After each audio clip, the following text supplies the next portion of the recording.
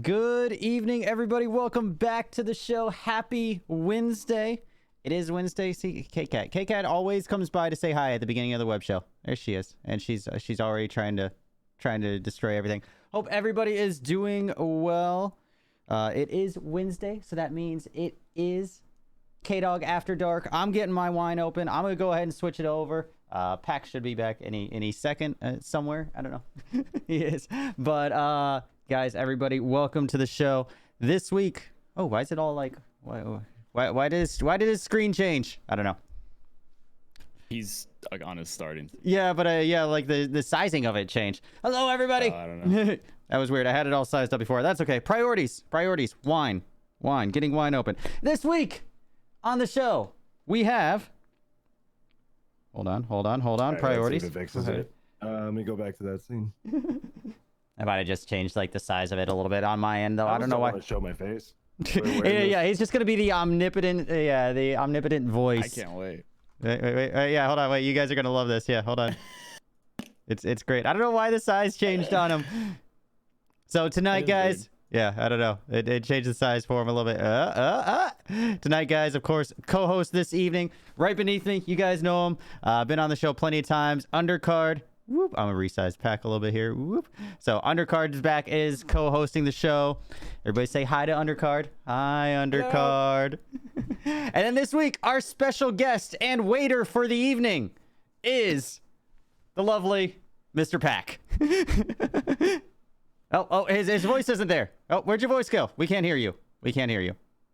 I was doing that before stream also. Like, I look like I'm about to start serving tables right now. Yeah, like... That's why I had to make the joke. He's looking, yeah, he's looking very handsome. So he's the one who should be pouring the wine for me, actually. So not spilling, or yeah, not spilling. You know, I mean, he did a good job of that. We'll get to that here shortly. There's a story behind that one. But officially, guys, everyone who is out there in chats on all sides of the stream, welcome to the show. If you are not familiar with the show, this is a weekly web show that I do here on my channel, Kdog 57, for all you people that can't read all this stuff around. But I do this weekly web show, have a bunch of different people on it, pretty much talk about gaming news, streaming news, everything that really goes on in our industry that has come out every week, from news, updates, things like that. We kind of touch over that over like 2 to 3 hours.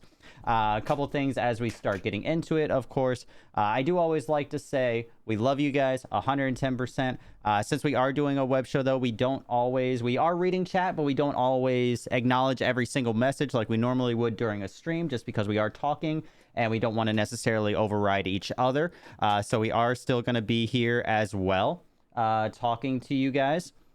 But if we do miss something that you say in chat and it is an important something, definitely, there's the Discord link. I do have a section set up in my Discord that if you guys want to post, hey, you know, I want a little bit more information, we didn't cover this, or what are your guys' feelings about this, or you guys ignored me and didn't answer my question, post it in there. At the end of the show, when we get back, we will talk about it for you there as well. So I always like to point that out for everybody that's newer on the show. Hi, kitty. I have a kitty sitting right here on the top of my desk. That being said, we'll just go ahead and jump right into it. Everybody knows and loves Undercard, of course. Thank you again for being here. Pac. Wait, who? Yeah. Who the fuck is Undercard? I don't know. Some guy. Don't get me started. Don't get me started. Some guy who flashes his team a lot in Valorant.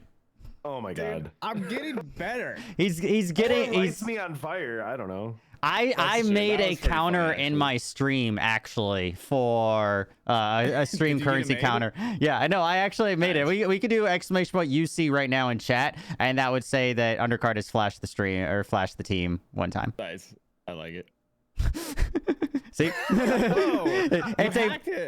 It's like 4 times. Yeah, it's literally a as it happens like thing, like a counter, like a per stream counter. But of course, special guest this evening, like I said, guys, is Pac. So Pac, of course, mainly an FPS streamer. Recently picked up Valorant as well, like the rest of us, but definitely Apex. Started off in PUBG, but plays Modern Warfare, right? Started off PUBG life. Another partnered streamer, of course. What am I missing of the general? Give us your spiel. Tell us, who is Pac? Who are you? Is Pac? I don't know, just a lonely streamer out here that likes to click on heads. No, but yeah, no, I did start off in PUBG. Actually, yeah, started streaming. Actually, 2 years now. I've been streaming for 2 years now. Just past the 2 year mark, which is just mind blowing to me that I've been. It doesn't feel that long. It's kind of crazy. Like the amount of time and effort and like just everything you put into streaming and how long I've been doing it. It feels like I've only been doing it for a few months. Like not a few months, a little more like it doesn't feel like 2 years, you know. But yeah, no, mainly sticking with FPS. You know, really quality and community driven. So yeah, that pretty much sums it up. And I like to say that Pac is he's one of those that's kind of like a golden retriever. If you guys haven't seen him on either of our channels, of course, he's kind of like a golden retriever, like a husky, like very excitable, like just kind of like, especially if you're hanging out with him at any of the cons, like it's just like ooh shiny, like, you know, that's what hanging out with Pac, not only on the stream but in real life, is like. He's the one that will be talking and will walk out into the street and you have to like pull him back by the leash. He literally will just like walk out into a street because he's like, ooh, this is really cool. I do got to clarify one thing here. Usually when you guys see me at cons, I'm already like half a bottle of Patron in. Yeah, he's hyped up. So but I'm usually pretty intoxicated at the yeah, exactly. That's what cons are for. Take that with a grain of salt. Yeah. Like with my personality, he kind of compliments it though, because like I usually won't make that push to go do that, but like he'll lead the way and I'll join him and then we'll both have a kick-ass time. Okay, so I do want to say something on that, and this is from personal experience with Undercard. Undercard and I, we stayed at a Airbnb together, and there was one night we were really late, and we're like, we were both super hungover. It was like 10 at night, 11 at night. We're still hungover from the last night. We're like, well, we want to go see people. It's like, you know, it's a con. There's a bunch of mixer people and stuff there. And we're like, let's just go out and just not drink. And as soon as we walk through the door, we're already like, within like, what, 10 minutes? We're already 4 shots in. Like, it's 10 just, minutes, you can't like 5 seconds. Yeah, I would say you can't go out. Like, you're not gonna not drink if you go out at like these cons. Like, that's what they're for, almost. He kind of like you said, like a golden, like he just like he went into the bar, got to the bar stool, popped himself up a little higher on the bar stool so he could gauge his surrounds and his environment. And then oh yeah, I know that exact Pac thing. He goes up to the stool and then he just by the collar, pulls me in, and goes, "We're getting shots." It's like he scopes out who's immediately around him. Yeah. yeah. Good time. Yeah, Pac, I initially met first time we met was about a year and a half ago. We met at South last year. So a year and a half ago, randomly.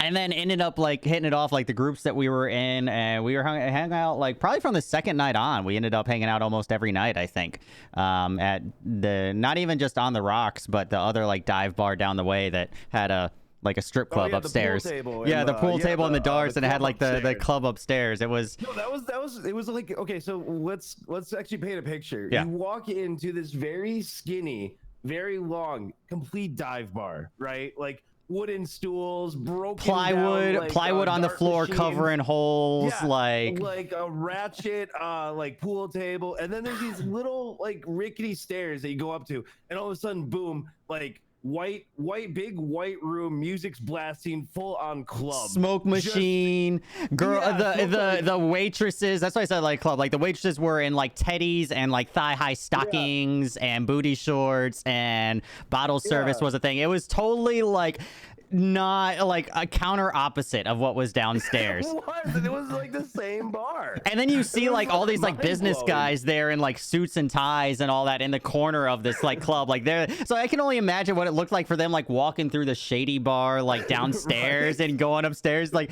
there's some shady business deal going on because there's all these like businessmen in the corner, you know, getting bottle service and flirting with a waitress, you know, that's flirting back for extra $100-$200, etc.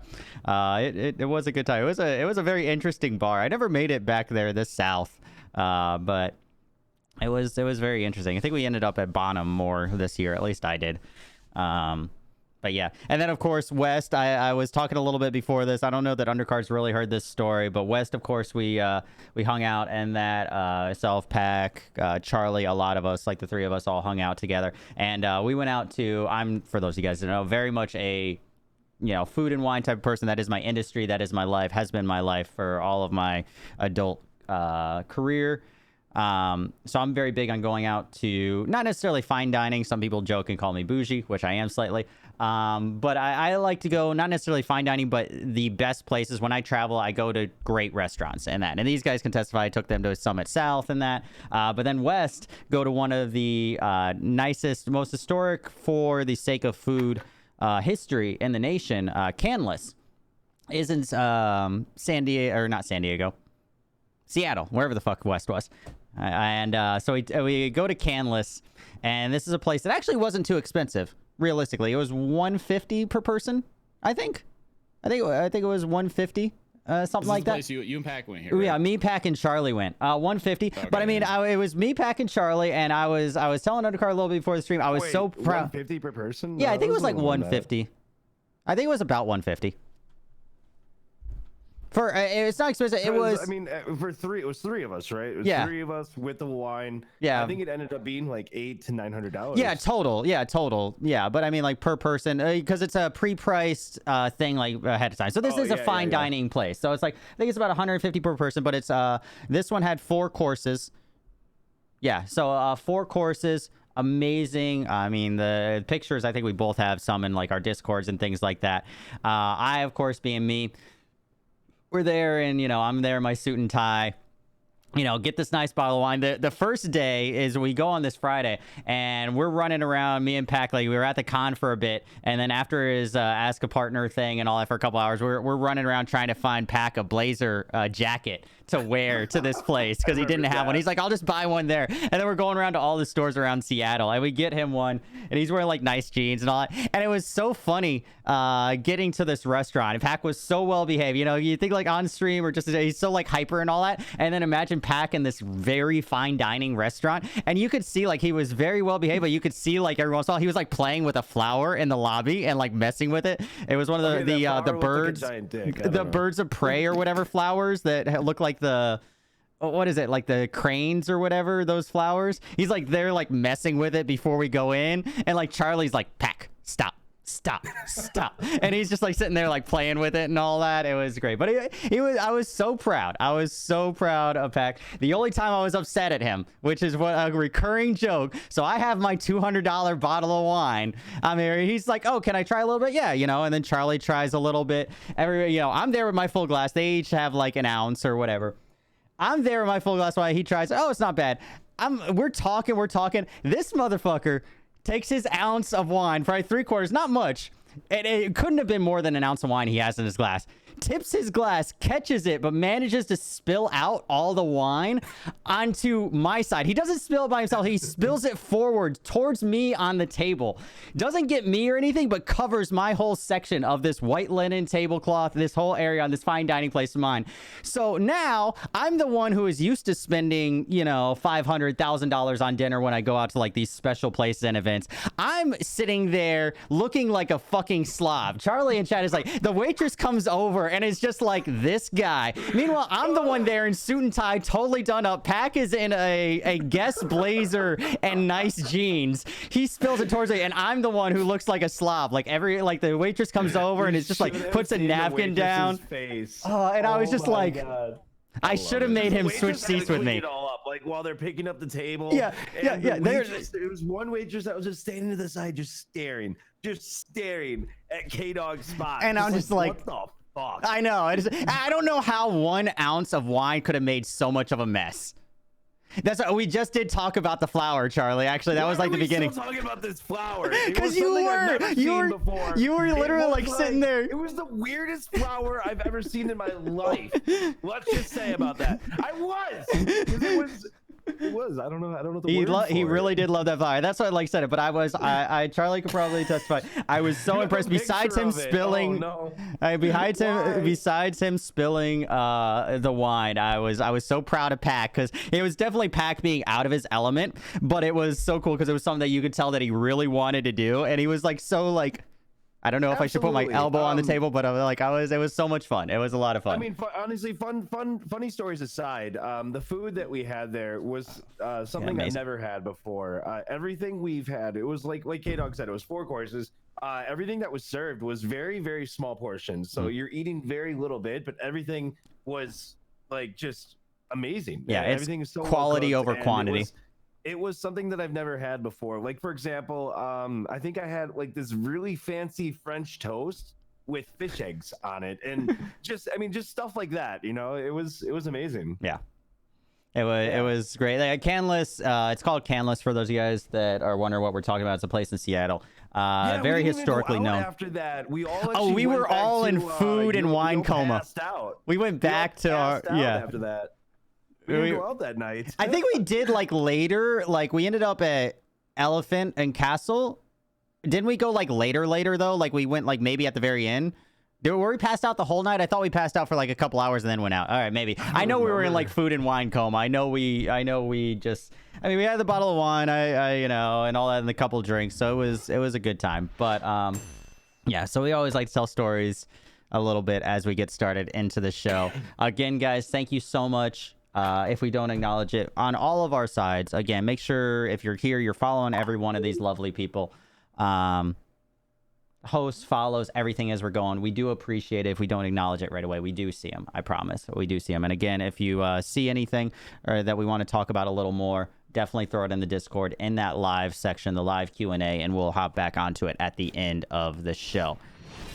That being said, moving right along, we're going to go ahead and jump into the show. We always like to start off a little bit with more of the news stuff. Then we get into the kind of game topics. First and foremost, probably one of the biggest things that pertains to us is the announcement that PAX West, as of yesterday, is still planned on being a thing. They are still planning on hosting PAX West for Labor Day weekend. Really? Yes, as of right now, they have announced that they are still planning on hosting PAX West Labor Day weekend. Same thing. I personally, okay, so here's the thing. I live for PAX events, obviously. You guys know me. I stream every day, 12 hours a day, and I don't really have a social life. So PAX is something that I definitely look forward to every single year, and I try to go to as many as possible. But at the same time, there's so many people that I keep hearing getting the coronavirus, and so many people that are still getting infected. And like I know like at least 4 right now that I personally know. Yeah. And it's just, I mean, I don't know, even if it says it's in the clear, I'm still worried. I mean, obviously whoever's been to a PAX event knows that PAX Pox is a thing. And that's just being, just out of our environment. We have, as a streamer that doesn't leave and very inverted, we don't have the best immune system. We really don't. And a lot of us get sick after PAX, and it's so common that we call it PAX Pox because there's so many people that get sick after it, and it's kind of scary now that there's Corona out there. And even if we get cleared from Corona, there's still that chance. Yeah. And I don't know. I mean, it's all the way in September, so I kind of am on the same sentiment right now. We talked a little bit of it last night while we were playing. I know a lot of us. I'm not against the idea of it being there right now, but that being said, I would almost personally rather prefer that they cancel it. If they cancel it sooner rather than later, like I think if they cancel it, if they're going to cancel it by the end of May. That still makes it so you have June, July, August. Like you're still over 3 months out for canceling it for vendors, for everybody, etc.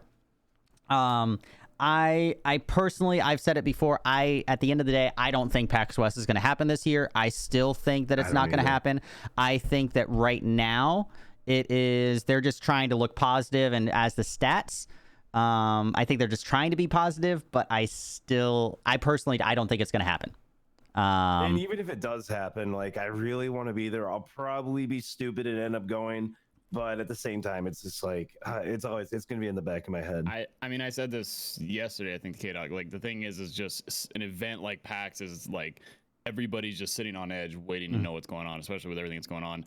For them, if they don't make some sort of statement, and then on top of that, if they don't make it as an optimistic statement, it's just bad business. So like I was saying this earlier, like even though they made a statement, it's still like they probably already premeditatedly know like what's going to happen. But if they don't stay optimistic to keep people on edge of buying tickets and things like that, then it's just bad business. You know what I mean? Like it's like I would want to keep people as close to wanting to attend as possible until the last minute of knowing it can't be. Because if you just premeditatedly months out say, yeah, it's probably not going to happen, then that's Oh and yeah, if it I can don't happen, then everybody wasn't able to plan for it. Yeah, You know no, what I mean? definitely Like, don't want them to you know, if they're not sure one way or the other, like say that, but I'm okay with them saying as of right now.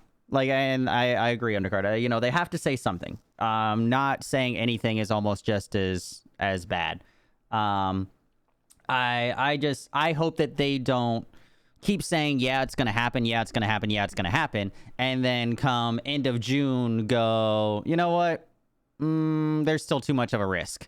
I'd rather them be, as a brand and as a convention, be more cautious and make that choice just by the end of May. That's all I'm asking. Whether they're going to have it, you know, obviously, if we get a big resurgence, of course, in July, you know, we'll cross that bridge when we get there. I'm just saying, as things stand right now, if I think they we'll see something by the end of May. Yeah, I think, yeah, by the end of May. I mean, that's 30 days. Like a lot can happen, and a lot more information could pop up within Exactly. that time. I mean, it's I think we'll definitely know if we're all going to be going. And like Pac was saying, like even if it ends up going, I mean, more than likely a lot. Dude, of us there are going to be some awesome cosplay masks, though. I will say that if it does happen, there are going to be some awesome masks that are there, and some geeky ass masks for sure. Yeah, like it's gonna be interesting, but you know, I'm always one to like prepare for the worst, anyways. Like I'm already premeditatedly assuming it's not gonna happen. Yeah. But I mean, I like to remain optimistic and assume that a lot of this will blow over quicker than it should, and we can all go and have a great time. But I mean, you know, it's just like I said, it's good business. Keep statements, keep people informed, keep people on the edge, because you know a lot of people are ready to click a buy button to attend things. But I mean, if you shut that down way too early, then everybody's already spending their money on other things. You know what I mean? Yeah.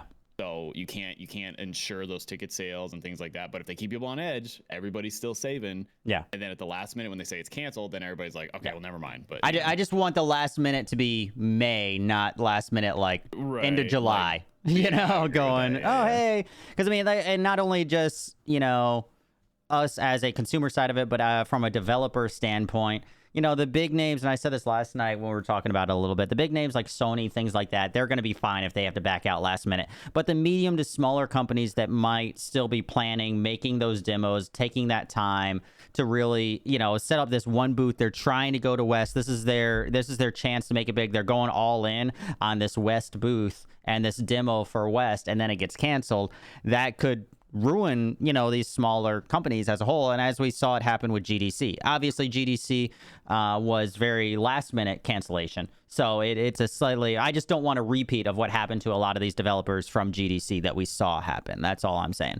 As it gets closer, you know, I just don't want them to be so optimistic that they're going to cancel it in July last minute, you know, or August or something, you know.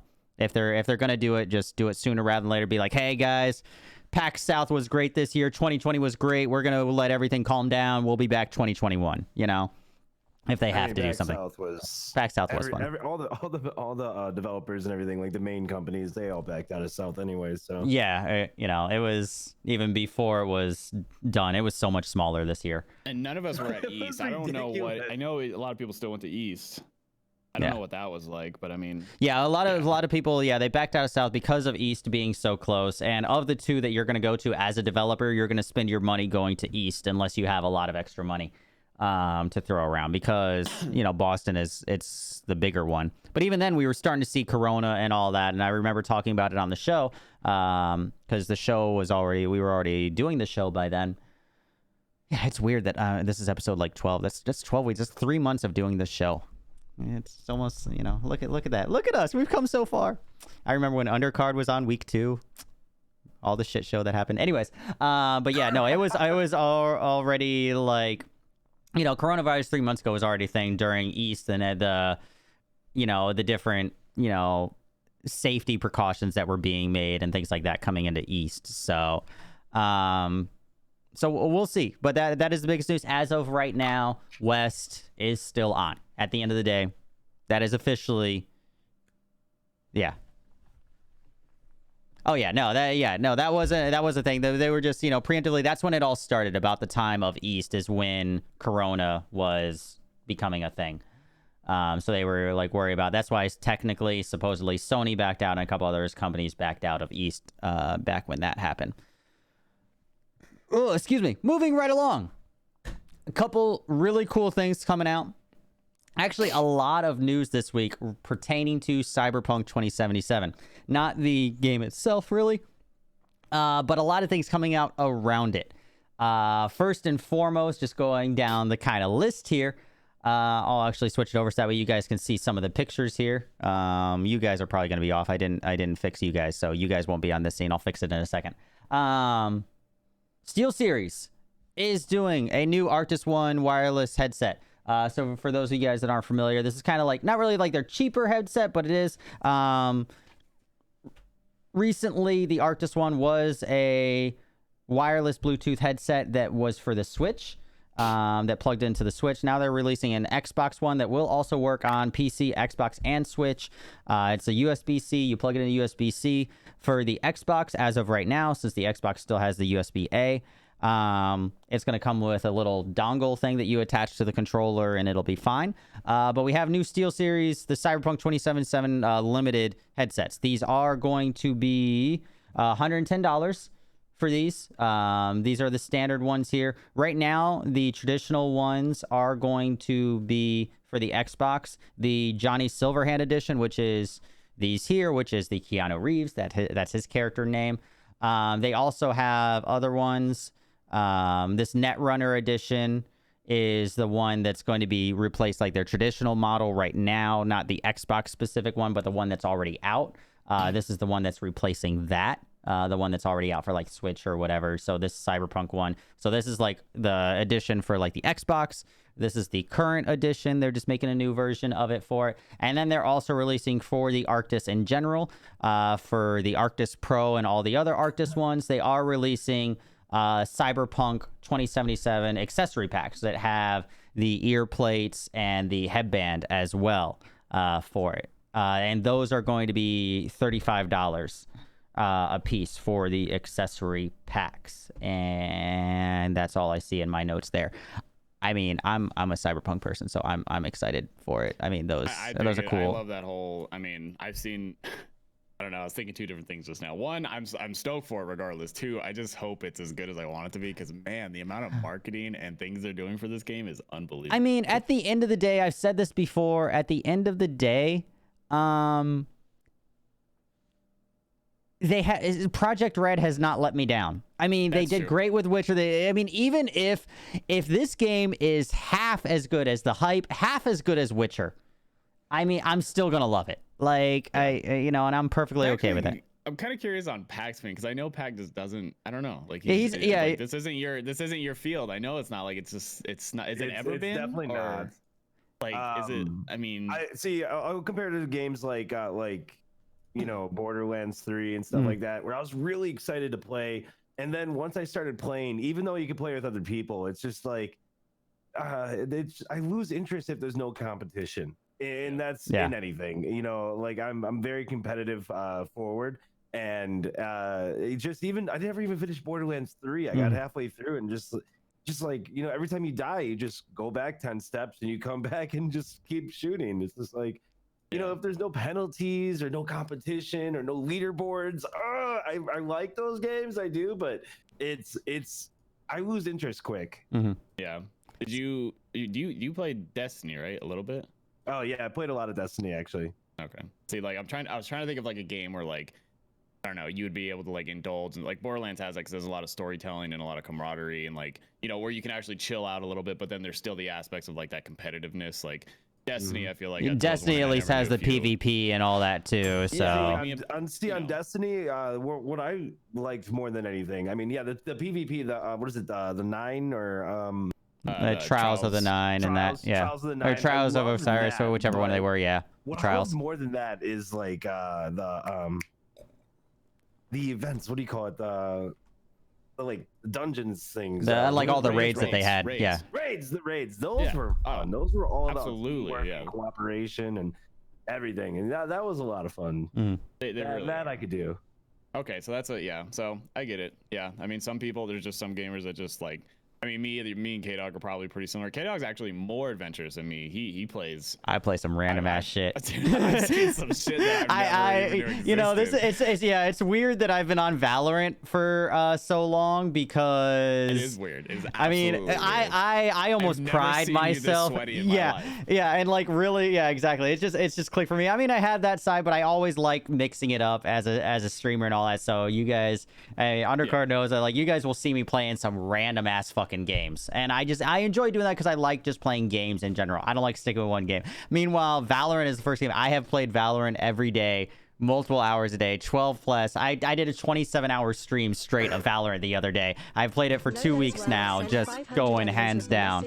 You know, it's I don't know, but I'm definitely, I love my RPGs. First and foremost, I like FPSs, but I love RPGs. So I'm excited for this. But you know, if you're not into RPGs, like this probably is not going to be a game for Pac at all unless it's like an off stream. I do not see in it like an on stream thing.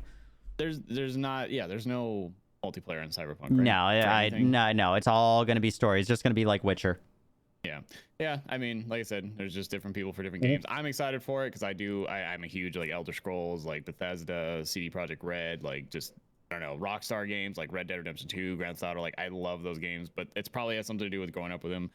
I think, you know, and actually this kind of brings me to sidetracking my next point is like, I think being as a streamer, it kind of changes you as a gamer essentially too. Because like, I mean, like Pac, if you didn't stream, do you think you would just be a competitive game player only, or would you adventure and play other games to like actually just enjoy them or check them out? Oh, see now, yeah, exactly. If I didn't stream, so here's my issue.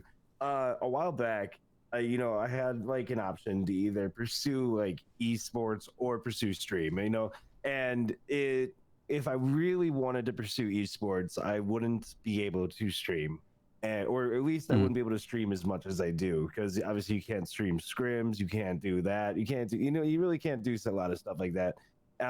So if I never started streaming, I don't think I ever would have had the opportunity to even like get my hand into esports though at the same time. You know what I mean? So I probably would be definitely more into RPGs. I actually started, you know, when I started gaming, I started really young with my parents. Actually, we played Dungeon Siege.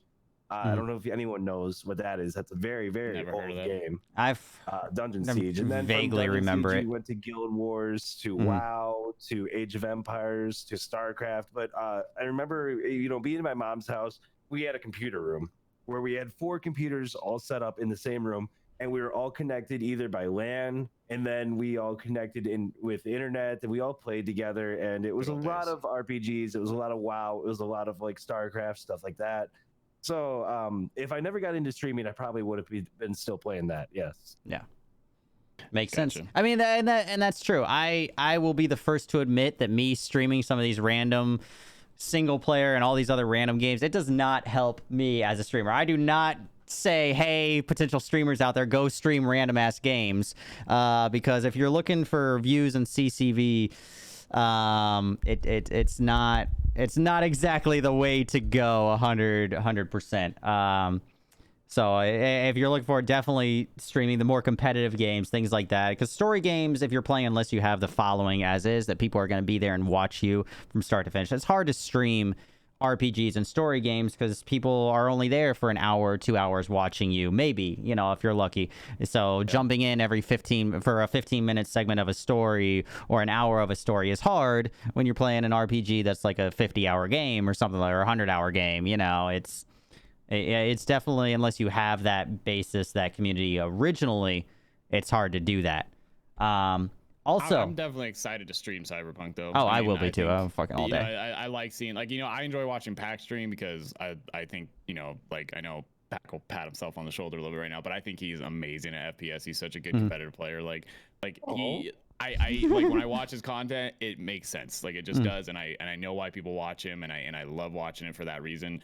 Kdog, when I watch you, it's like I love seeing these random games you play. I like how you meticulously pick them apart, and you know the mechanics. Like same with Valorant. Like you might not be a competitive sweat like Pac, not a sweat, sorry, but like I like how when you talk about Valorant, you actually like it's like you're reverse engineering it. Like you're like you're learning the mechanics about it, and that's what's complementing your gameplay. And then it's like, you know, me, I don't know, like, or like when I watch, like, say Charlie, for example. Charlie plays a scary game. Everybody likes watching her jump out of her freaking seat playing some random ass PC game, you know. Yeah. Everybody has their content, but like me, like I definitely hope that CyberPunk is the game I want it to be. I can stream it. It's got good storytelling. It's got cool moments, like jokes, laughs. Like that's the kind of streamer I do want to be. But when it comes down to being FPS and competitive, I still want to do that, and I still want people to watch me for that. Yeah. You know, I want to be the full-fledged. Not that that's easy to do, but like that's my goal essentially. Like I want to play anything and still like have good content, and good interaction. I want to add Can't to defend that. myself. I'm Charlie, just because of what happened yesterday. With Kdog. Are we talking about that glorious yeah. Twitter post? Yo, so I actually saw that I actually retweeted that clip that you posted on Twitter. It's like, you know, friends don't knife friends unless. And then all of a sudden your camera just started zooming into the bottom. I knew, I'm dude, that what? was good. I thought it was That a was mistake. good. I thought No, you I knew accidentally edited something exactly. off, and then all of a sudden I see iCharlie text in all chat just in the bottom of the screen. Fuck you, Kdog. Dude, as soon as I saw that zoom in, I knew exactly what it was because I saw that in game. I was like, oh, Kdog just knifed Charlie, and I'm just like, I knew as directed soon as all it my happened. attention, yeah, to the bottom of the screen, and boop, within 3 seconds. Yep, I knew as soon as it happened that I was in so much trouble last night. Because I was like, oh, this is a person here. Like you can almost see my excitement when I teleport next to somebody, and I'm like, they're mid ult. I can knife this person because we were just playing, you know, customs with friends, kind of. So it was just like for fun, and I was just like, oh, I'm so doing this. And then I don't know how she doesn't kill me because I missed the first one that I'm going for, and somehow I end up in front of her. And I think it's that animation transition that probably that's why she didn't notice me in front of her, because when you're coming out of the ult, it's weird on Sova. So that's why, like, as she's coming out, because I was trying to knife her as she's coming out, and so I ended up like passing in front of her, and I have to do like a 360 almost to come around and get behind her. So I think it's because of the animation there. But yeah, and then like I'm running behind her, and then I knife her in the back of the head with that right click, the overhead jab, and it was just like pure. And then I noticed in the top right that it was Charlie, and I'm like, oh, I am so in trouble right now. Like anybody else who just would have been for fun, and then it's just like I am so in trouble right now. Before you even knifed her, you were like, hold on. Yeah, I was like, oh wait, I knew you were doing something. Like, what is he doing? And then boom, kill feed. I was like, see a knife yep. to Charlie. I'm like, I was like, my God. oh, god damn it. Yep, exactly. It's when I knew I fucked up. But it was good times. All right. Also, other Cyberpunk 2077 goodness. Do a little clip here. Also, Xbox. Oh, hold on. Wait. Oh, my audio is going through my monitor. Whoop. My bad. Hold, please. There we go. Why do monitors even have speakers?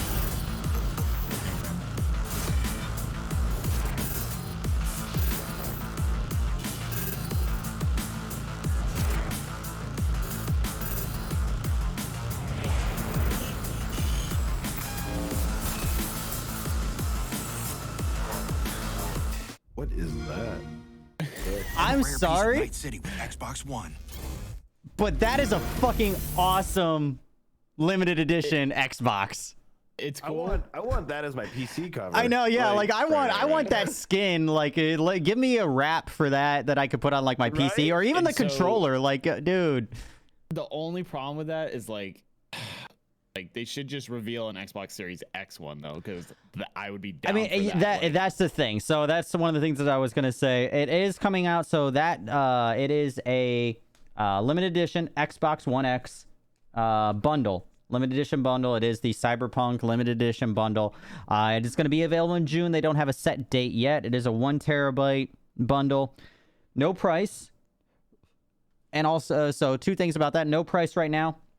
The Star Wars Fallen Order bundle that came out when that came out was the same thing, 1 terabyte. Didn't have a skin wrap. Didn't have anything else. Didn't have a special controller as far as I remember. But didn't have the skin wrap or anything. That was $400 when it came out. The Fallen Order bundle. I feel like this, it may not be much more because it is a little bit newer, but this is probably going to be $400.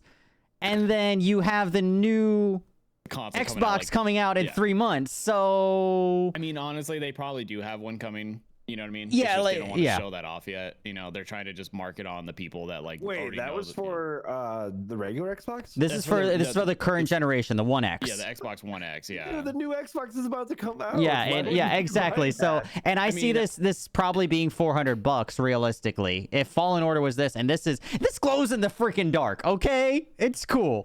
Yeah, they're gonna do a Series X one. It's just they can't announce it that early because then they have confliction on market. You know what I mean? You got to have Yeah. the people that already know that they can only afford a One X for their family or their kids or whatever, and then they'll wait a little bit and then they'll show the Series X one, and then that's the one like me personally would I would probably get or something. I agree. I think that there is going to be a Series X bundle with a skin, most likely as well, but they can't market it at the same time. Yeah, systematic timing. That's how you profit the most. yeah. It's just what it is. But either way, that's a really cool looking fucking limited edition. Like, forget Oh, I this, dig it. I like the love bundle I and love all the that. whole Like, style. It's actually inspired me to look for PC cases now.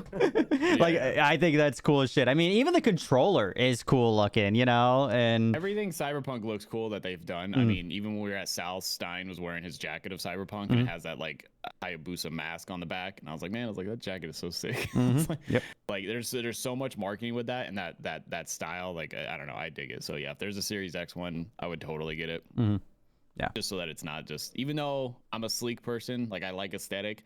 So if I get the new Xbox, just it being all matte black, like I like that, but it's just too hard when something looks cool, man. That's just like the younger person to me getting collector's editions and shit. Like it's hard to resist. Like Yep.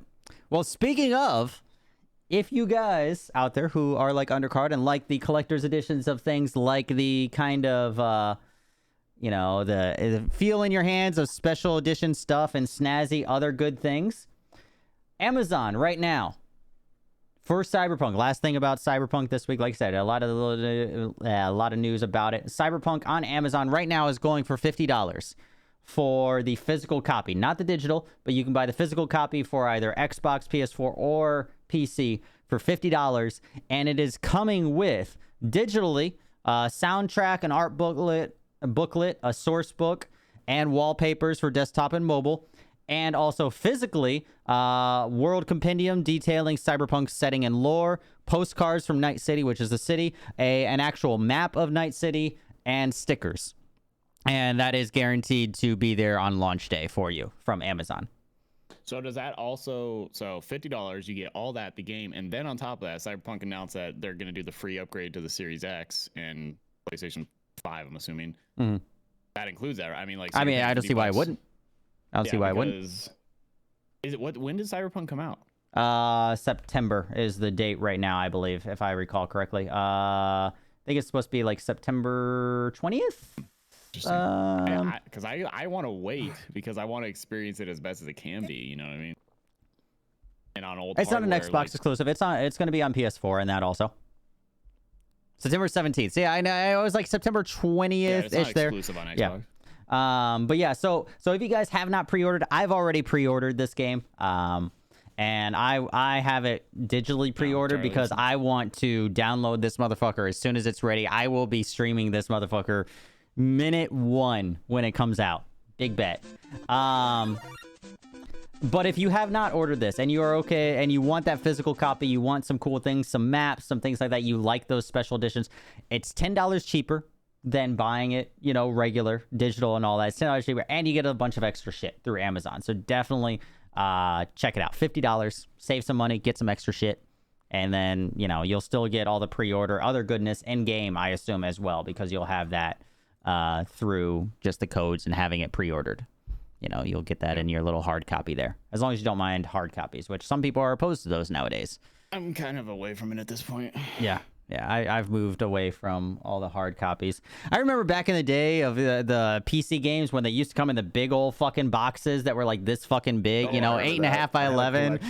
Yeah, oh dude, the big fucking boxes, and the CD would be in like one tiny little corner, and you're like, why the fuck is there all this extra space? But yeah, the good old days. I always enjoyed having something, but I don't know. It's time. Yep. Yeah, we've moved past it, you know, as a society. The hard copy, the giant PC we all cases. had our big CD collections too, in a giant zipper. Yep. Yep. Yeah, And the zipper in the car. Yep. You had that in your car, or 400 the CDs, CD thing on handwritten your fucking whatever yeah, or visor. Top, whatever. Yep. Uh, Remember those? the good old days. The good old days. So that's all the cyberpunk stuff. Moving right along. Next thing in news, a company that we're going to talk about a couple times tonight, Riot. For those of you guys who don't know, does League of Legends, does Valorant that just came out. They have officially acquired. Fuck, I just mispronounced how Hypixel. There we go. I couldn't read my own handwriting for how it was. I could read the game title, but not that. Hypixel Studios. They officially acquired them. What they are is a studio that is developing a Minecraft-like adventure game. So it's similar to Minecraft, just with a little bit more RPG elements. This is something that I think was already kind of talked about when they Riot was starting to talk about branching out, which if you guys don't remember, that's why they have Valorant. They announced that. They have their other genres. They are planning, Riot, now that they have established themselves with League for so long, they are branching out. They are making a publishing company. They are doing a lot of different things. So this is one of those other things that they are doing. This is a game called Hytale. They have already been advising this studio for the past 18 months and working with them, moving it forward. Now, I don't know if owning them is the correct word, but they have acquired them into their little bubble of Riot. So they are still their own company. Hypixel, as far as I know, still is Hypixel Studios, but Hypixel Studios now is part of Riot games. Like I said, they are making their own brand besides just being Riot. So this is one of those things. Like I said, it is going to be a Minecraft-like game. It's supposed to come out in 2021. It has a lot of backers. It's 2.5 million people have already signed up for the beta for this. It's supposed to be Minecraft with a little bit more of an RPG element to it. So I think this is kind of a cool idea. I haven't personally looked into it. I think I remember seeing something about this a little bit a while ago. But to me, this is more just a testament to seeing Riot develop themselves as a company to counter like an EA. Like they're making their moves. They're establishing themselves to be an EA, a Blizzard, a bigger publishing company besides just League of Legends. I just realized it says Riot President Dylan Jadeja. How do you say his name? Was Riot President Dylan Jadeja said in statement. Jadeja? Yeah, I would guess. Either way, his name's Dylan. I didn't. That's Sorry. Kudos to me. Spelled right too. Oh, that's all it was. You just wanted to talk about his name. All it was. I'm thinking UC has like this profound like thing about his statement. I'm scrolling up through the article. I'm like, oh, what's his statement? He's just talking about the guy's name. I was like, Riot President Dylan. I was like, yes. Yeah. Yeah, so their statement was that, they've been advising them now as they prepare to enter the next chapter. We're thrilled to take our partnership to the next level through this acquisition. Look forward to supporting Hypixel Studios' journey through the development process, helping them grow and learning from them as well. Like I said, I think this is more a testament to Riot establishing themselves more as a brand and, for lack of a better term, a gaming empire. Than just as the League of Legends developer, like with Valorant coming out, like, with all these other things that they have planned coming out. That's how I read it. I don't know if you guys have any other thoughts on it. I think expansion's good regardless. I mean, whatever, if they're adventuring in different things and they know where to invest in, I mean, especially something like that, Minecraft, there's a huge fan base there that will dive in on that and, But I mean, like I don't know. I can't see myself adventuring near it. So yeah, it depends. I say the same thing. I don't know too much about this. I mean, you have those Minecraft people. I mean, it already has 2.5 million people signed up for the beta. I remember hearing about it. I think at one of the last cons or something like that, around that time. I think I remember talking about it with people. But I definitely, it should be exciting, and I think it only will help this. Minecraft with more RPG. I always like more RPG in things, so anytime a game says we're going to add more RPG elements, I'm like, let's fucking go. I'm down. But yeah, so that's it. We'll be talking about Riot a couple different times tonight, but that is something that came up through them. Also, go ahead. No, you're good. Go. No, I was going to move right along to the next topic, so. I'm down with that. Okay. I was saying, if you have something on this, I'm just moving right along. All right. New streaming site that popped up this week. Like I didn't. It seems like it's been around for a minute, but I just saw it. I saw it multiple times this week. Well, not maybe a new streaming site isn't the best term. A streaming watching site. I don't even know how to classify it. Either way, it's called Kdog. I've seen it a couple times this past week. What it is, it's a newer site. It's a kind of a one-stop location for streams in general. So the idea behind it is that you go to Kdog and you are able to see no matter what platform streamers are on, whether they're on Mixer, whether they're on Twitch, whether they're on YouTube, DLive, you know, whatever platform they're on, it brings all of those together. They use their, you know, calls to monitor all those, and it monitors, like I can pull up the actual site. It monitors the top streams from all of them, which of course Twitch holds majority of those because it has the most viewers, but it holds like managers top streams of just overall viewers and games. But it also has like, it monitors things like if a stream has a lot more viewers or something like that than it normally does, there's a special section on it that is there for that as well, which is kind of cool. I did play around with the site a little bit. I'm not sold on it, but I'm also not against it. Can you go in a little more on what it is? So I this, actually read up. I actually read yeah, up on Kdog, and so I'm very confused. Yeah, and that's, I was too when I was looking at it. So I've played a little bit more around it with it. So this is the site. I did some testing, trial and error earlier before it came out. What it is just it's a combined way. It's a kind of funneled way for you to view all the different streamers. So you can go games. You want to watch Valorant. This has Valorant streams no matter what platform they're on.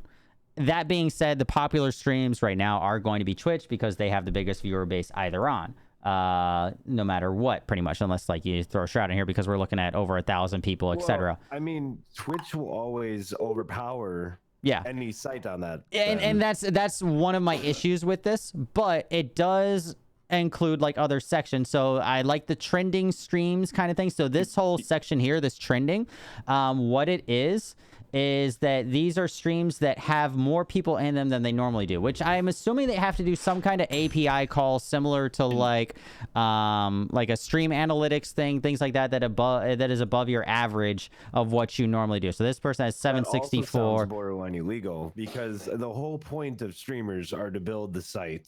For example, the whole point of Mixer partners or Twitch partners or anyone like that is to help build Mixer or Twitch.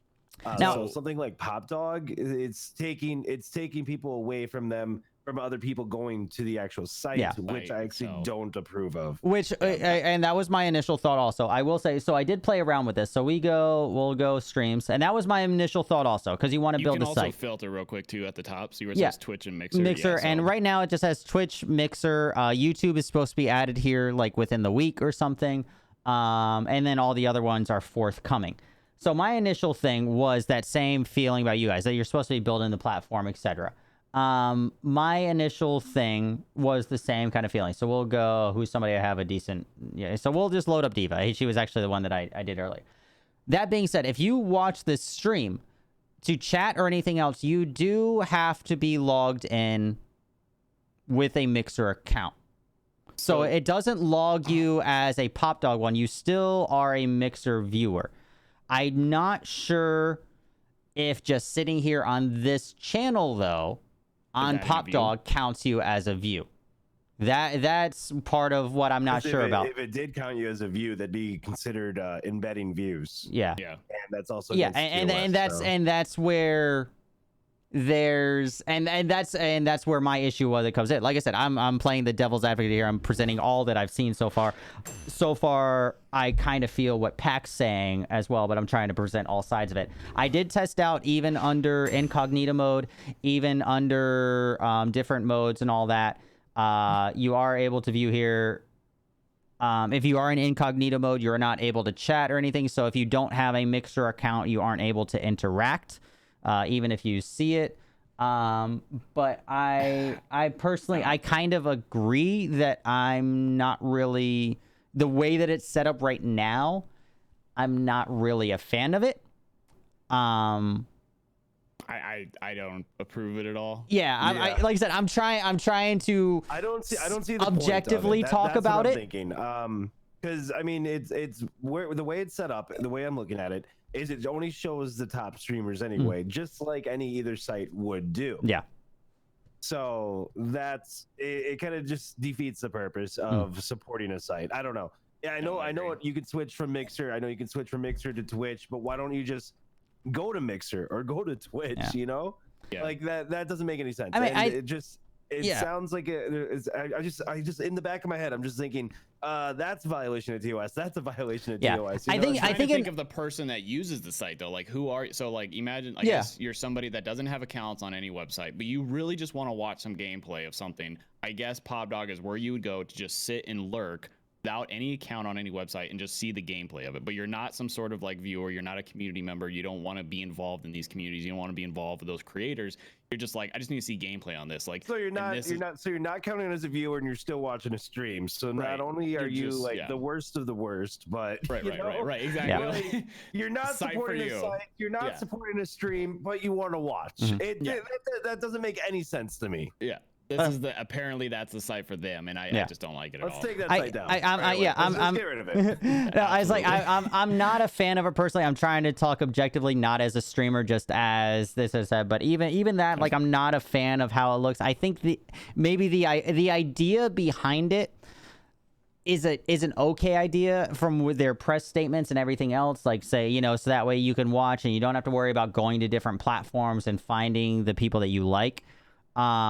And this is, I'm not trying to, you know, I know Pac's like saying that, you know, go to Twitch, support Twitch, go to Mixer, support Mixer, like, and I get that, but you know, I'm trying to be objective where, you know, it doesn't matter what, you know, in the side of it of you want to support a specific streamer or whatever, it doesn't matter what platform they're on. I think that may be where they're trying to build this off of, the idea of that, where it doesn't matter where people are. I'm assuming that's their idea behind it, of it doesn't matter what platform there are, you just want to support streamers. I think that's the idea. I'm trying to look on both sides of it. I'm trying to see the inspiration here. That's the inspiration I see here. I could be wrong. Like I said, I at the end of the day, I agree with you guys. I'm not disagreeing at all. I think that this doesn't help anybody at the end of the day. It's literally an extra step to prevent from getting to the site, because like right now I have, you know, I just pulled up on Valorant, Brittany's on here, I'm watching her on Kdog, and then up in the top left I see her name and it says go to channel, then I click it and then it takes me to Mixer. Like it's an extra barrier to prevent any of our platforms or viewership to grow and enjoy the platform. It's like it actually bothers me now knowing that there might be people sitting on this website watching me or whatever that actually aren't coming to join Mixer. Like, so it's, I don't know. But these are the things that we talk about on the show. That is something that is a thing that came out this week. Whether or not it lasts, I'm not sure. It did seem that, I mean, from my understanding,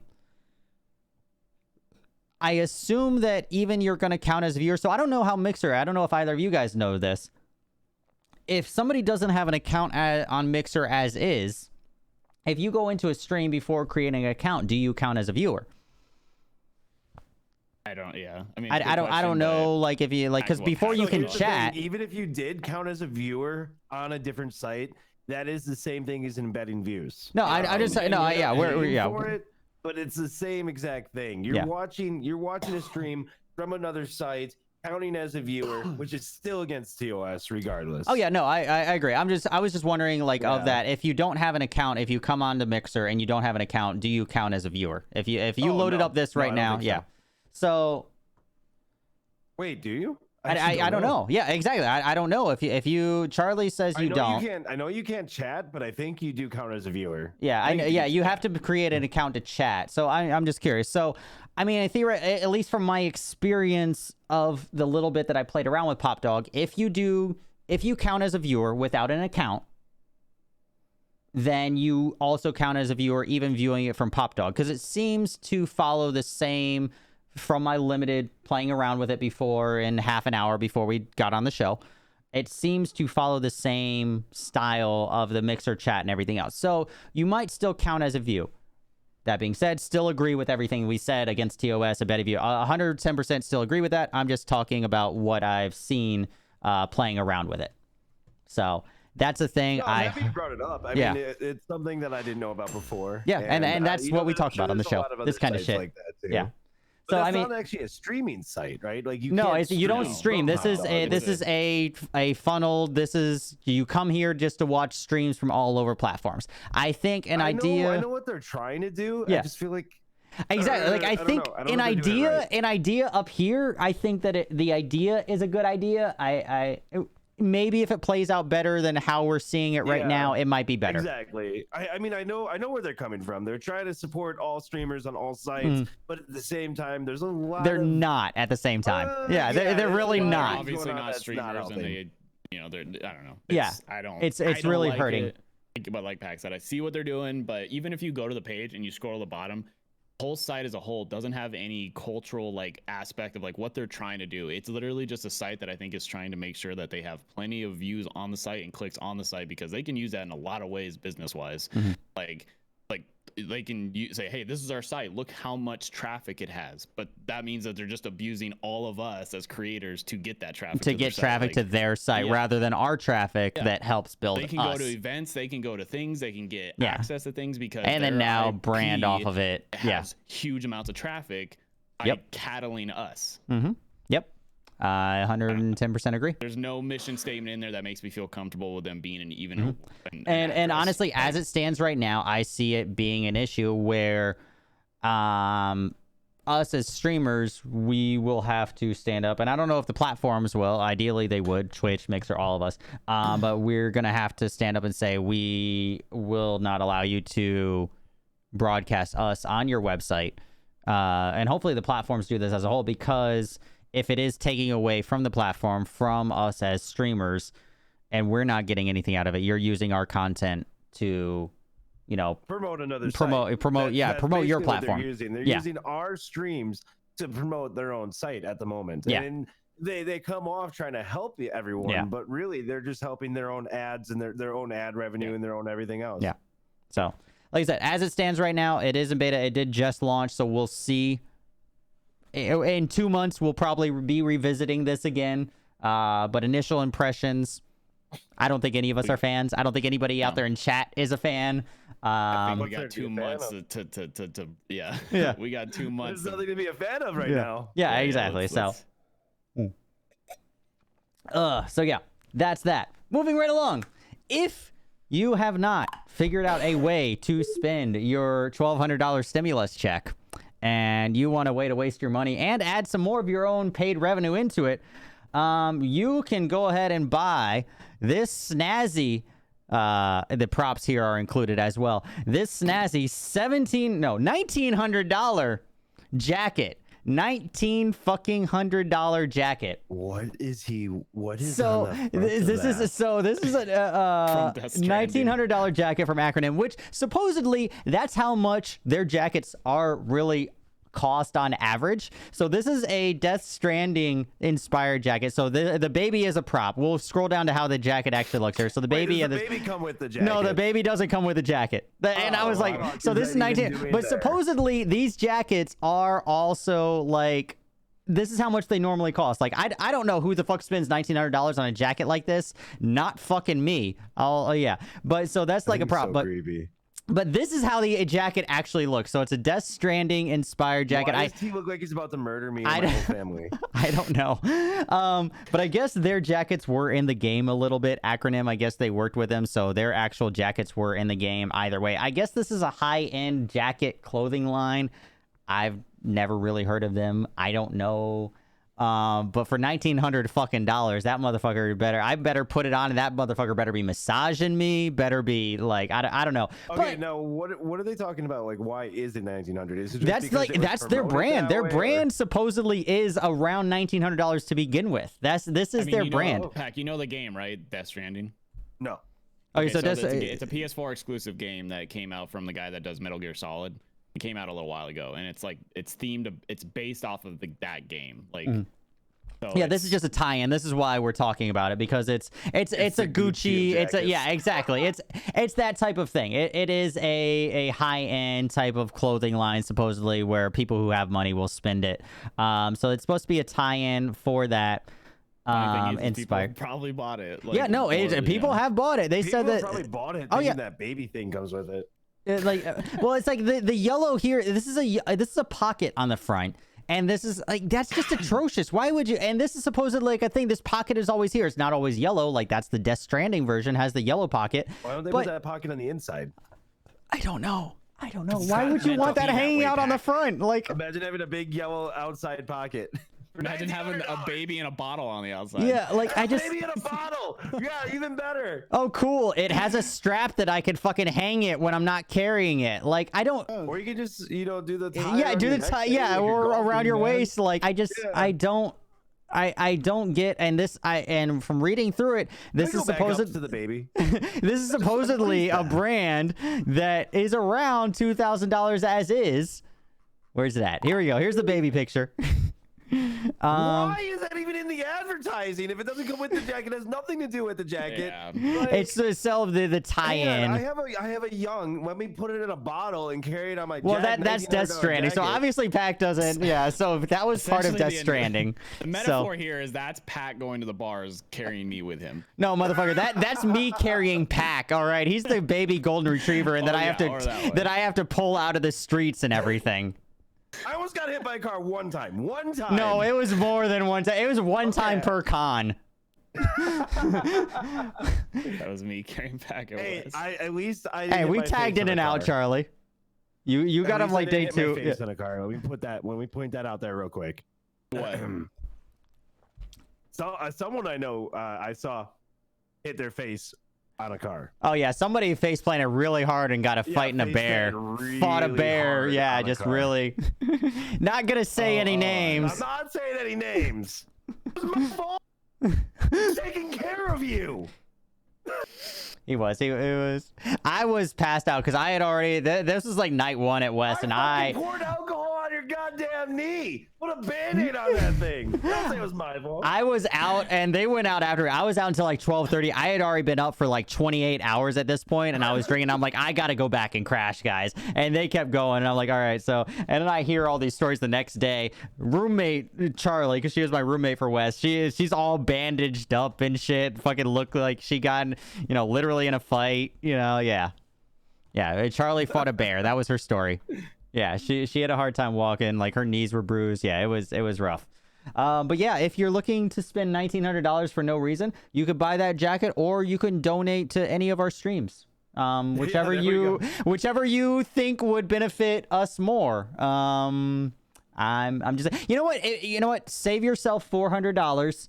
Just donate $500 to each of us. You know what? And we will provide you great content, and you save $400. I will stitch you a jacket. I will send you a jacket like this, and I will stitch on a yellow front pocket for you if you really want it that fucking bad. I'll get you a $20 windbreaker and stitch on a yellow front pocket. I will make a baby. I will make a little crochet baby or something and stitch it on the front.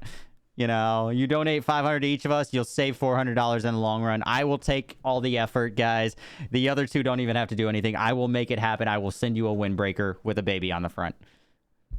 I just don't. The way that some people spend their money, I don't. That's nothing, dude. I know. That's the sad thing is that the people buying this, that is nothing to them. That's the sad thing is the people that are willing to spend this on a windbreaker, they're like, whatever. Man. Fucking. I was watching this YouTube series a while back, and it was just random expensive items that people buy. And for example, one of them was $1,000 platinum toothbrush that they actually send you a new one or something every couple months or something like that. And it's literally $1,000 for a toothbrush. Can you imagine? And just random shit like that, just people spend on. And I'm like, imagine. Yeah. So that's that. Next thing, Sony, which We actually don't have a good guy company of the week this week, guys, or bad guy company. Sorry, guys. I didn't really have any news articles. Normally, for those of you guys new to the show, I find like some good guy company of the week that we talk about. It's actually kind of a funny segment that we normally do. But there really weren't any good guy companies this week, so we don't have one. Normally, the bad guy company of the week is Sony. They normally keep recurring as the bad guy company of the week because they make terrible decisions as a company. That being said, Sony... It has been come out this week. Bloomberg reports everything else. Sony is only making 5 to 6 million units of the PS5 because they are currently having a hard time grappling with the pricing and availability of PS5 components. This supposedly has nothing to do with COVID. It is literally just the pricing aspect of it and how they're trying to price the PS5. They're trying to price it around $500, $500 to $550. It seems for them to buy the parts and everything, they're having a hard time negotiating these parts from their vendors. But it seems like that's what they're like bullshit. Yeah, this is just, you know, this is what's been released and what's been found. 100% bullshit. I mean, let's think of all these other companies that are coming out with items that are having no issues at all. This sounds like, you know, it's the same strategy as a lot of like clubs or promoters or like stuff do, where they will only allow a certain amount of people in at a time, causing a line, and that line causing more attention to the bar or club and making it more interesting and appealing to get into the line and get into the trend. So what I'm hearing is people are going to be buying these PS5s and going to be reselling them for triple the price online because of the small availability. Oh yeah, I mean, 110%. Like they're trying to do the Nintendo, like the scheme there, but I don't know that it's intentional. So I'll reference that in a second. Just so secure that amount of number. Yeah. So yeah, I think that's what it is. They're doing that. So frame of reference: the PS4 sold 7.5 million in the first 2 quarters, and right now they have projected that they're only going to be able to produce 5 to 6 million in the first 2 quarters. They're only going to delay the release. They said in a statement they're only going to delay the release if Microsoft does. They do not want to delay after Microsoft Series X release. They have officially said that they're not going to delay the PS5 release unless Microsoft delays theirs. Microsoft is they ain't gonna do it unless they exactly absolutely have to, because they're taking this year by storm. Oh yeah, they are. That being said, we have talked before. I think something to look at though here is it looks like PS5 is trying to release at a $500 price point. We have talked about this. Yeah, we have talked about this with the Xbox side of it. The Xbox side of it, all of us have talked about. I don't know if Undercard, you've been on a couple shows now, but I know. Yeah, we've talked about it. I don't know which ones. The price of the Xbox, as is, a lot of us are speculating, is going to be $600 or more. So if PS5 is releasing, even though it is inferior, everything I've seen and that we've talked about, PS5 is going to be inferior than the new Xbox. If the PS5 is releasing at $500 and the Xbox releases at $600-700, that could adjust this next generation. I still think it's even more of a marketing scheme now. Yeah. I think because they are inferior, because they are cheaper, they're trying to boost their sales by making it exclusive. Like there's only going to be a certain amount of PS5s out there, so it's going to make PS5 look more appealing than Xbox, regardless. Not only are their parts going to be inferior, but they're also going to be so that right there is going to be a damper. So now they're making it cheaper and they're making it exclusive. So all the attention, all the media attention is going to be on PS5. Because they're only putting out a certain amount. I still think it's a marketing scheme. I really do. No, and I agree. I think, but even if there's say PS5 is 500 and Xbox Series X is 600, I think $100 is no big deal to me. I mean, the $100 actually justifies the amount of more power in it than the PS5. Yeah. And people nowadays in our age, with the way creation is and content and hardware, like people want the best of the best. It's not just a matter of like, new consoles coming out, this is how it looks, it's appealing. No, it's like everybody looks at the numbers now, and they're going to see the numbers on the Series X. They're not going to be super happy about paying a higher price, but I mean, if you're smart enough and educated enough in knowing this hardware and these specs, like you'll justify the pricing regardless. Yeah, like, and you know, we've talked about this, the Xbox price and all that.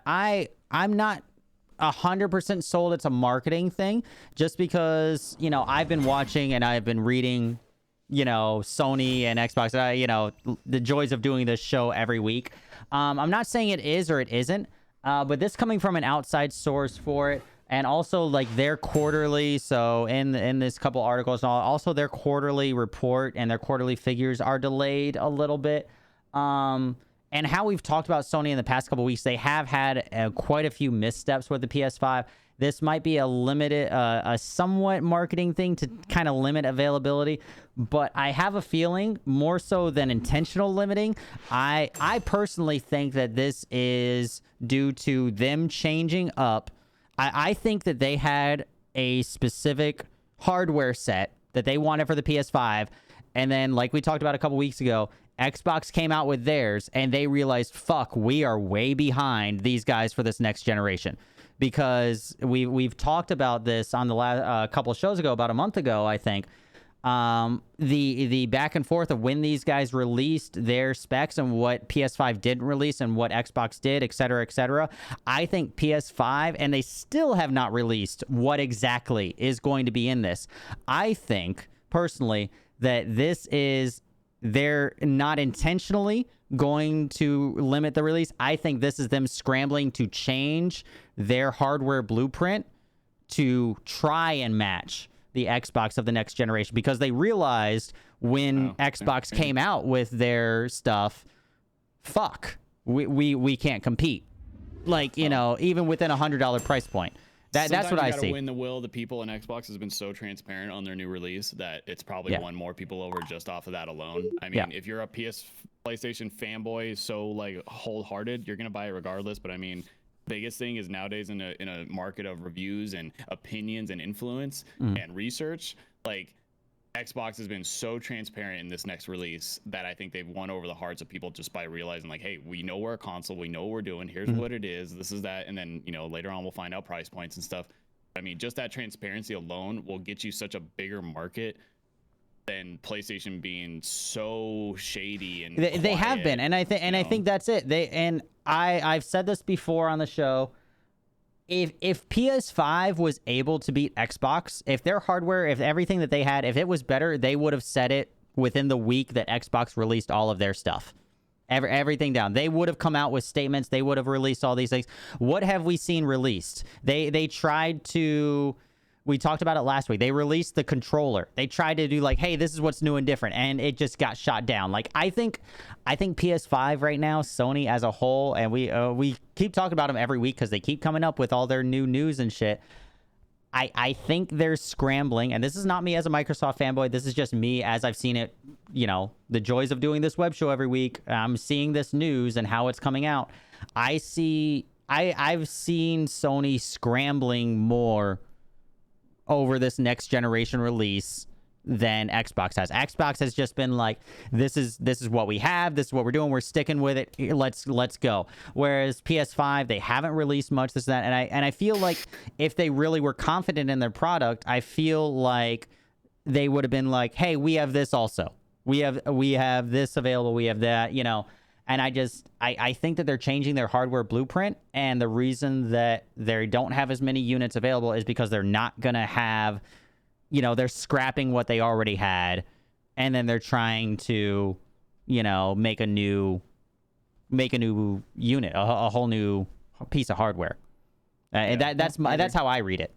It could be anything. I agree with Pac, and I agree with the way you said it. I mean, at the end of the day, like, I do my own research. I see how Xbox has treated this whole thing, and I'm just, I'm down with it. So it definitely very well could be like PC marketing, and it could be their last. If it is publicity marketing, not PC marketing. If it is publicity marketing, I think it is their last ditch effort for it, that they're releasing snippets about that, because they have lost so much of the publicity race right now to Xbox, that they're just trying to be like, hey, this is going to be exclusive when it comes out, because they have no other avenues at this point. That's how I see it.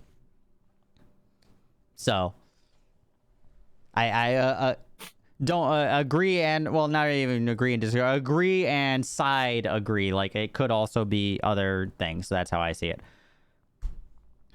But, you know, we're all, you know, Microsoft is our boss, so we are also a little bit subjective. We try to be objective as possible, but Microsoft does kind of sign our checks. So I mean, I'm still getting a new Xbox. I'm still getting ready to build another gaming PC. Like I just, when it comes down to it, like I like PlayStation also for the exclusives. There's some games on there that are just such cool experiences. But I mean, this time of the year though, it's gonna be a new game PC for me and that new Xbox to replace my One X that's right here to play the games I already play on console with my community, and that's gonna be that. So. Yeah, I think that it's Sony is definitely scrambling to catch up with the new generation. I think they had an idea and they realized it wasn't enough. That's how I see it.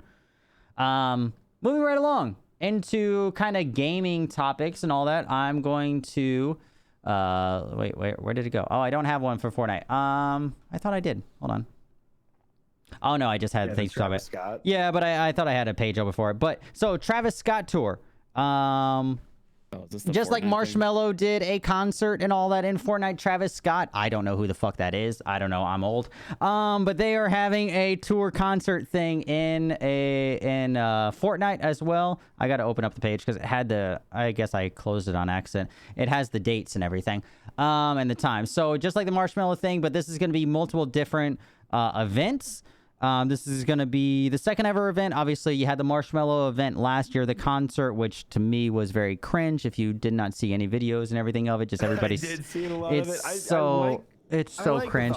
I like the thought, but I mean, just Fortnite in general. I mean, but it's the 23rd to 25th. 23rd 7 p.m., 24th 10 a.m., 25th 12 a.m., 25th 11 a.m. and 6 p.m. all Eastern. Yeah, I mean, Travis Scott in-game things. I don't know. We don't play Fortnite, but they've done the Star Wars event. They've done the Travis Scott, the Marshmello. There was a couple other ones. Like I saw the Marshmello one. I was there. Like I like Pac said. I thought of it. It's cool. Like I like those things, like that integration in gaming and I guess cultural stuff. But I mean, like I don't know. It's not like. It's just huge marketing thing for that demographic. It's all too, marketing. People. I don't know. Yeah. Oh, absolutely. I mean, if you think about it this way, I mean, that's kind of why Undercard, I'm taking my 30 seconds. Keep talking. Oh, okay. That's why Fortnite still kind of stays up top is because not only do they appeal to the younger generation, but with the competitive edge, they also appeal to the older generation. So they're not only appealing to multiple generations, but it is a free to play game that they're constantly updating. It's not like Warzone where every 5 games you're gonna find another cheater or hacker. And I mean, of course, there's hackers and cheaters in the game, but I mean, their anti-cheats are really good.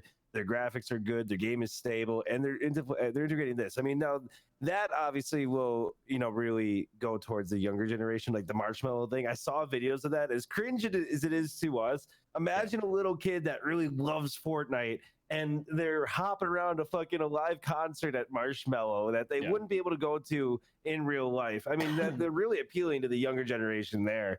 I mean, the marketing of everything about it, and not only that, maybe that now these kids are really liking Marshmello, so now they're going on YouTube and they're watching Marshmello videos and doing all this other stuff with Marshmello. So it's like, I mean, it's genius. It really is. Oh, it is. It's what other game is doing that right now?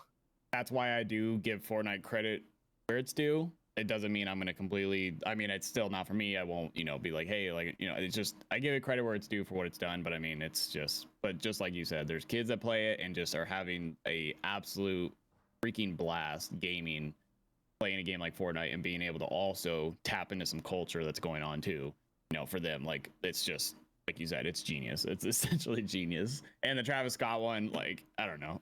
He's pretty popular, like very popular actually. And so the day that stuff releases, the amount of influx of money and exactly. I mean, I'm pretty sure they already dropped the skins. Like there's a Travis Scott skin in game. Like I think that already released. I saw a bunch of other Mixer people like talking about it on Twitter and like just the amount of money that came in the moment those skins dropped. Like the moment, it's crazy. But like I said, I give Fortnite credit where it's due. It's not for me. I've been there. I have played it. I mean, I streamed a little bit when I was on Twitch, and then I streamed a little bit when I first came to Mixer because of the people I was playing with. It never stuck with me. I had fun, but I mean, for me though, like I can have fun with just about any freaking game if I'm playing with the right people. That's probably why I played Fortnite, because I was having fun with those people. But as a game for me to play, it's just I can't do it. It's just not for me. And I mean. You ain't gonna catch me there. It's just not what it's gonna be. The Star Wars event thing was made. Yeah, so they did the Star Wars event too. It's cool. Like I said, the Star Wars event was cool. It had to do with the new movie coming out. They all had lightsabers in game. Like I love that. Like I even like seeing events in Apex, and I mean they're not like themed towards pop culture, but like I get excited over like events and like changes and something like being thrown into the mix of the game that I'm already maining and playing like crazy. I mean, it's fun. If you play the game, it's great. I've always said Fortnite for their events, everything else, they're great. They really are. They are great for keeping up with the times, changing things, trying to keep themselves relevant in a lot of different ways. Personally, I just all the marshmallow, like just watching people stand around the stage and floss, like I don't know. But then again, also like I've also amazing. I don't know. I thought it was tacky as fuck, but I also have sat there and watched on TV a concert, you know, live and web streamed and all that. So it's not really any different. So I mean, it's a cool event. If you like him and you have Fortnite, just go get in, and those you know the times are there. You know, go watch the concert, and he has his own skin that's released with it. The doors open 30 minutes before the show. So every I guess lobby within 30 minutes before the show is going to have, you know, that access to it. Dude, I do want to add to what you were talking about. Underdog. Underdog. I'm so gonna make a gif. I am so making an underdog gif, and we're so gonna do it. That's gonna be every time I come in. I'm gonna undercard. When the only reason why I didn't stick with it is because exactly what you said was when they're coming out with those new events like the Star Wars event and where they had lightsabers and stuff like that, where other games, a lot of games like Apex Legends or Warzone, they are constantly changing their game to fix what's meta, while Fortnite seems to be just randomly throwing things in and making it meta, which I don't, as a competitive gamer, I don't really like. For example, when they had the meta, the mecha warriors, or the big robots, you know what I mean? Or you guys can get in there. Tim the Tatman Kdog, blindfolded himself and was like, Underdog. These are so OP. Let me walk around real quick and see how many kills I get. He blindfolded himself on stream and got over 20 kills just walking around blind, just shooting that thing randomly. And it's just like, it's viral too. Yeah. So it's just more toward, it's like, I think based on what you're saying, I actually think I've seen some bigger streamers that play Fortnite have said, what if it's all part of the plan? like you said, they're just throwing these things in on purpose almost because it brings up so much talking, and then you know it goes down, but then they change something and then it goes back up. It keeps it relevant continuously. You know, I said the same thing about that. It's 100%. Like a lot of this is planned. Like, and they know they're great at their marketing. They're great at that. So I mean, they know their player base. I mean, we were talking with Diva last week. I was on the show, and like the last couple nights, like I was talking to her, and you know, her kid is really upset that his PS4 controller is broken, and he's not going to be able to get in because he's not going to have a new controller in time to go see this Travis Scott event. Like. They know their base, you know, they know their events. Like, I mean, it's money at the end of the day. It's very methodical, and it's huge spikes in revenue, and they're gonna keep doing it. I mean, the next event, now that I'm thinking about it, just like every single time something, I mean, when Ninja's skin dropped, even when I was playing Fortnite, there was an event going on. It was during the Avengers thing, so you could play as Thanos. Yeah, the whole Thanos event. Yeah. Yeah, like, I mean, I was having fun. I was just running around, just you know, shit on kids as Thanos. Like, that was cool. Like, it was just fun, like just running around and doing it. But it gets old real quick. But the thing is it's such a huge marketing thing, and if they make deals with these people, then it's marketing for both parties. Yep. You know, and that's what a lot of it is. Benefiting from this hugely, and Fortnite's benefiting from this hugely, and that's how they're making these deals. They're just like, look, this is gonna blow up on our end, and it's also gonna bring a ton of attention to you as well. Like, boom, deal, all day. Like, and the thing is, I'm very curious because the Marshmallow event definitely was just like a pre-recorded thing, and that's why the Travis Scott has got to be the same way. It's just a pre-recorded thing that they upload as code. It's not like he's sitting there. It's not like he's sitting there on his end on a PS5 controller, or PS4 controller, whatever, playing and doing this concert. No, it is a pre-recorded thing that they're just loading in as a limited time event. And I don't know, like it's cool. They know their marketing. They, you know, if you like Travis Scott, once again, don't know who he is. If you like him, go watch in Fortnite. He has 5 concerts coming up over the next 2 days. So I mean, they know their shit. That is, you know. And like I said, I think it's absolutely genius what they're doing, because it's all marketing. Not only is that bringing more attention to Fortnite, but it's also bringing more attention to Travis Scott and his brand and his YouTube and his Instagram and his everything. You know, it's his accounts are about to get blown up because you know, just everyone that's on Fortnite is now going to be curious and look him up. You know. Yep. Oh, absolutely. Yep, very true, very true. So, I don't know. Who knows? Maybe we'll get like an Apex something concert. You know, go I see that. Kings Canyon, the desert right next to Kings Canyon is gonna fit the theme. I know, yeah. It doesn't fit No, anything. it doesn't. Fortnite is the only. I feel like right now, Fortnite is the only thing that Minecraft could pull it off. Yeah. Right.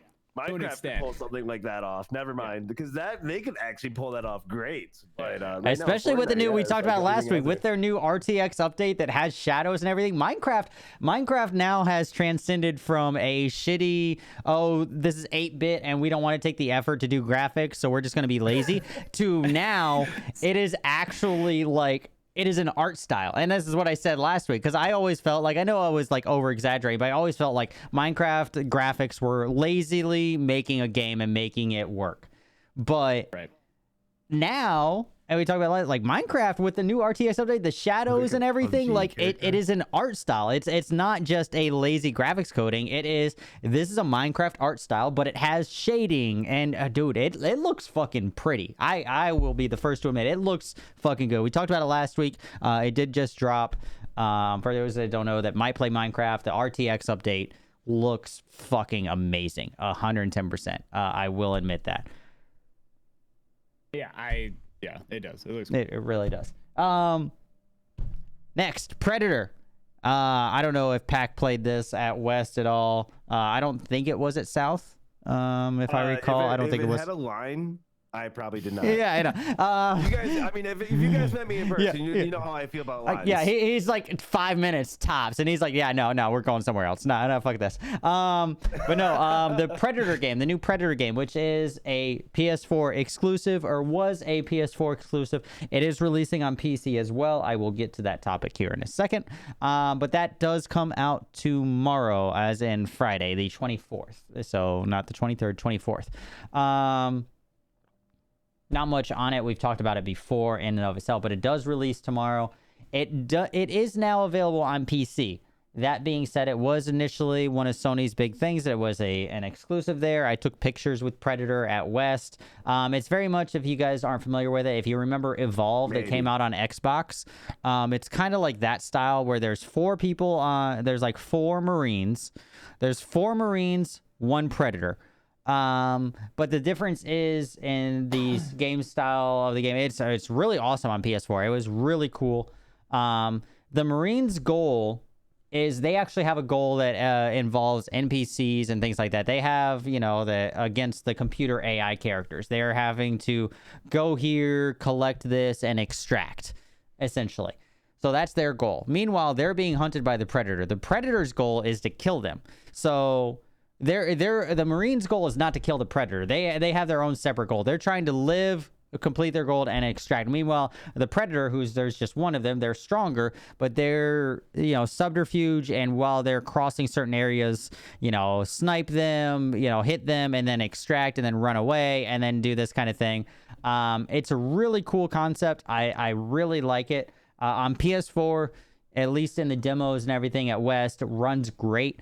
That being said, I played the beta on PC, which is very obviously a last-minute port of it. If it is not better now within release, which the beta for it was less than a month ago, do not buy it on PC. It is a shitty fucking port that does not work. I could not change, like, there were toggles for inverted, they didn't work. There were no keybind settings. You opened up like controller or key settings, all it showed was a PS4 controller. You couldn't keybind or remap anything. You had no idea what the buttons were. It was very obviously a last minute port to PC, most likely for extra money, that annoys the piss out of me. Do not release something on a platform if it's not ready. I don't care whether it's for money, whatever. It really pissed me off. It was a free-to-play beta. It was fucking terrible. I wish Disciple was here to vouch for it, but if any of you guys saw me playing it, I was very fucking annoyed. PS4, it's solid. Don't get me wrong. Solid fucking game. It was a PS4 exclusive initially. But on PC, it was really bad.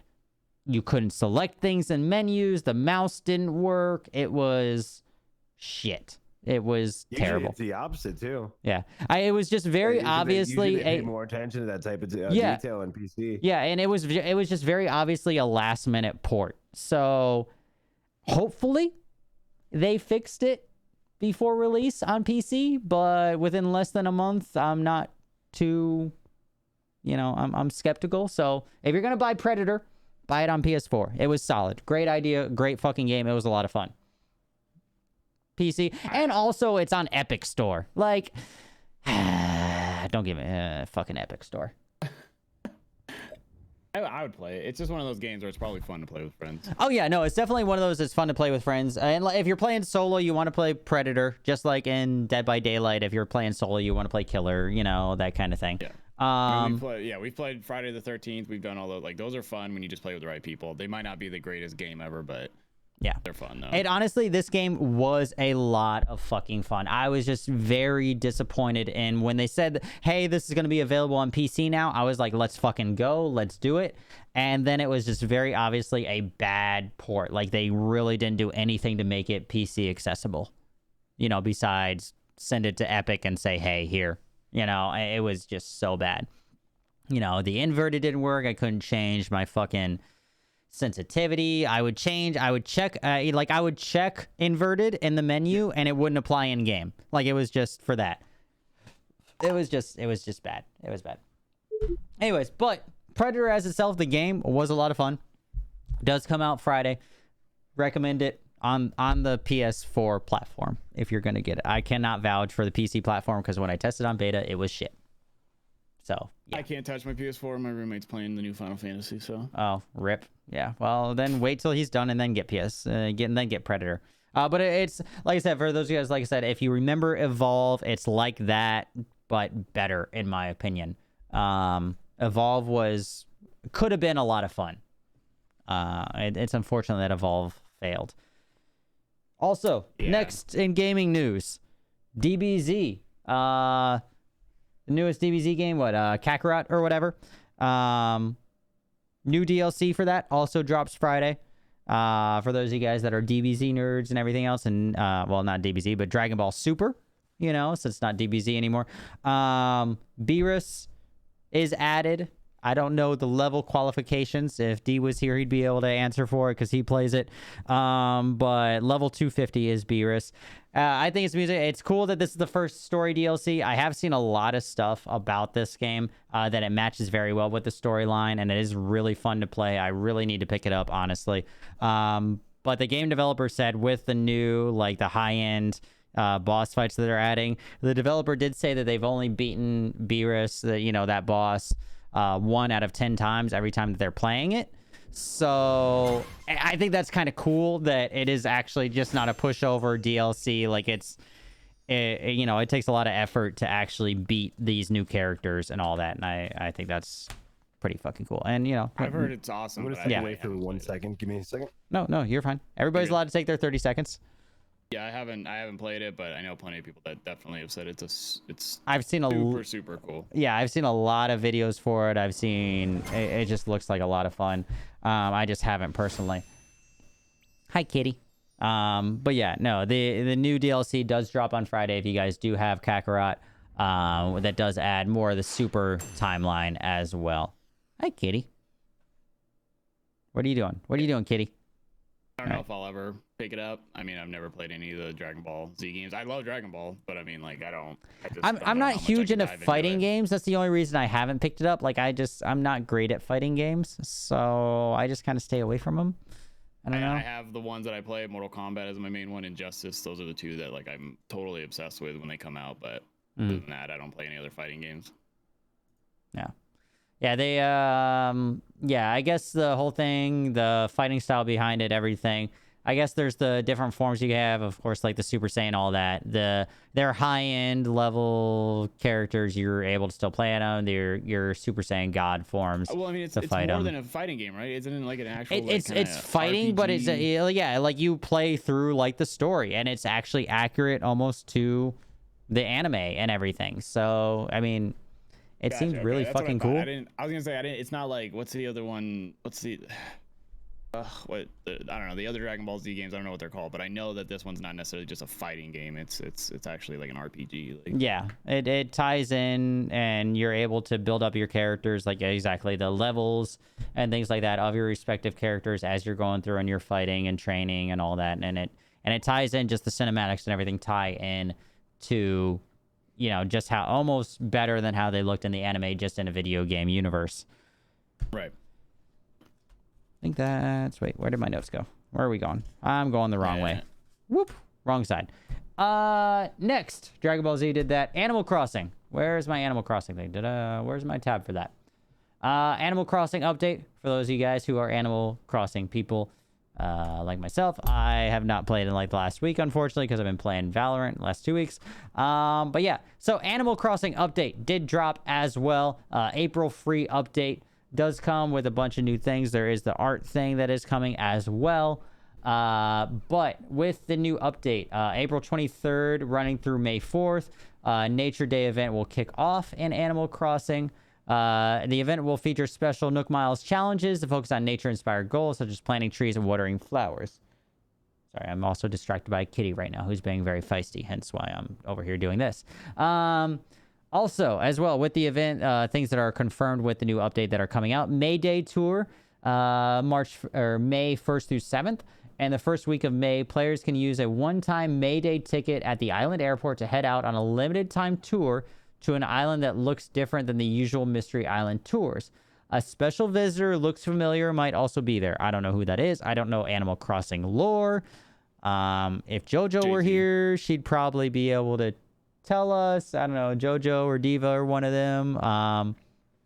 Heavy hitters on Animal Crossing. Yeah. Whoever is big that hasn't really been there, Like, but you want to know about Animal Crossing? yeah, exactly. Yeah, if you want to know heavy, if you need anything about Animal Crossing, you know, go to JoJo or Diva. Like those are the two big Animal Crossing people on Mixer. I haven't touched it in like a couple weeks, and that's just timing. But I mean, yeah.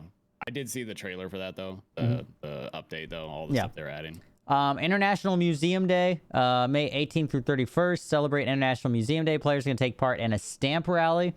After receiving a special stamp card, players can enjoy viewing fish, insects, and fossils while collecting stamps at the various museum exhibits to earn an in-game reward.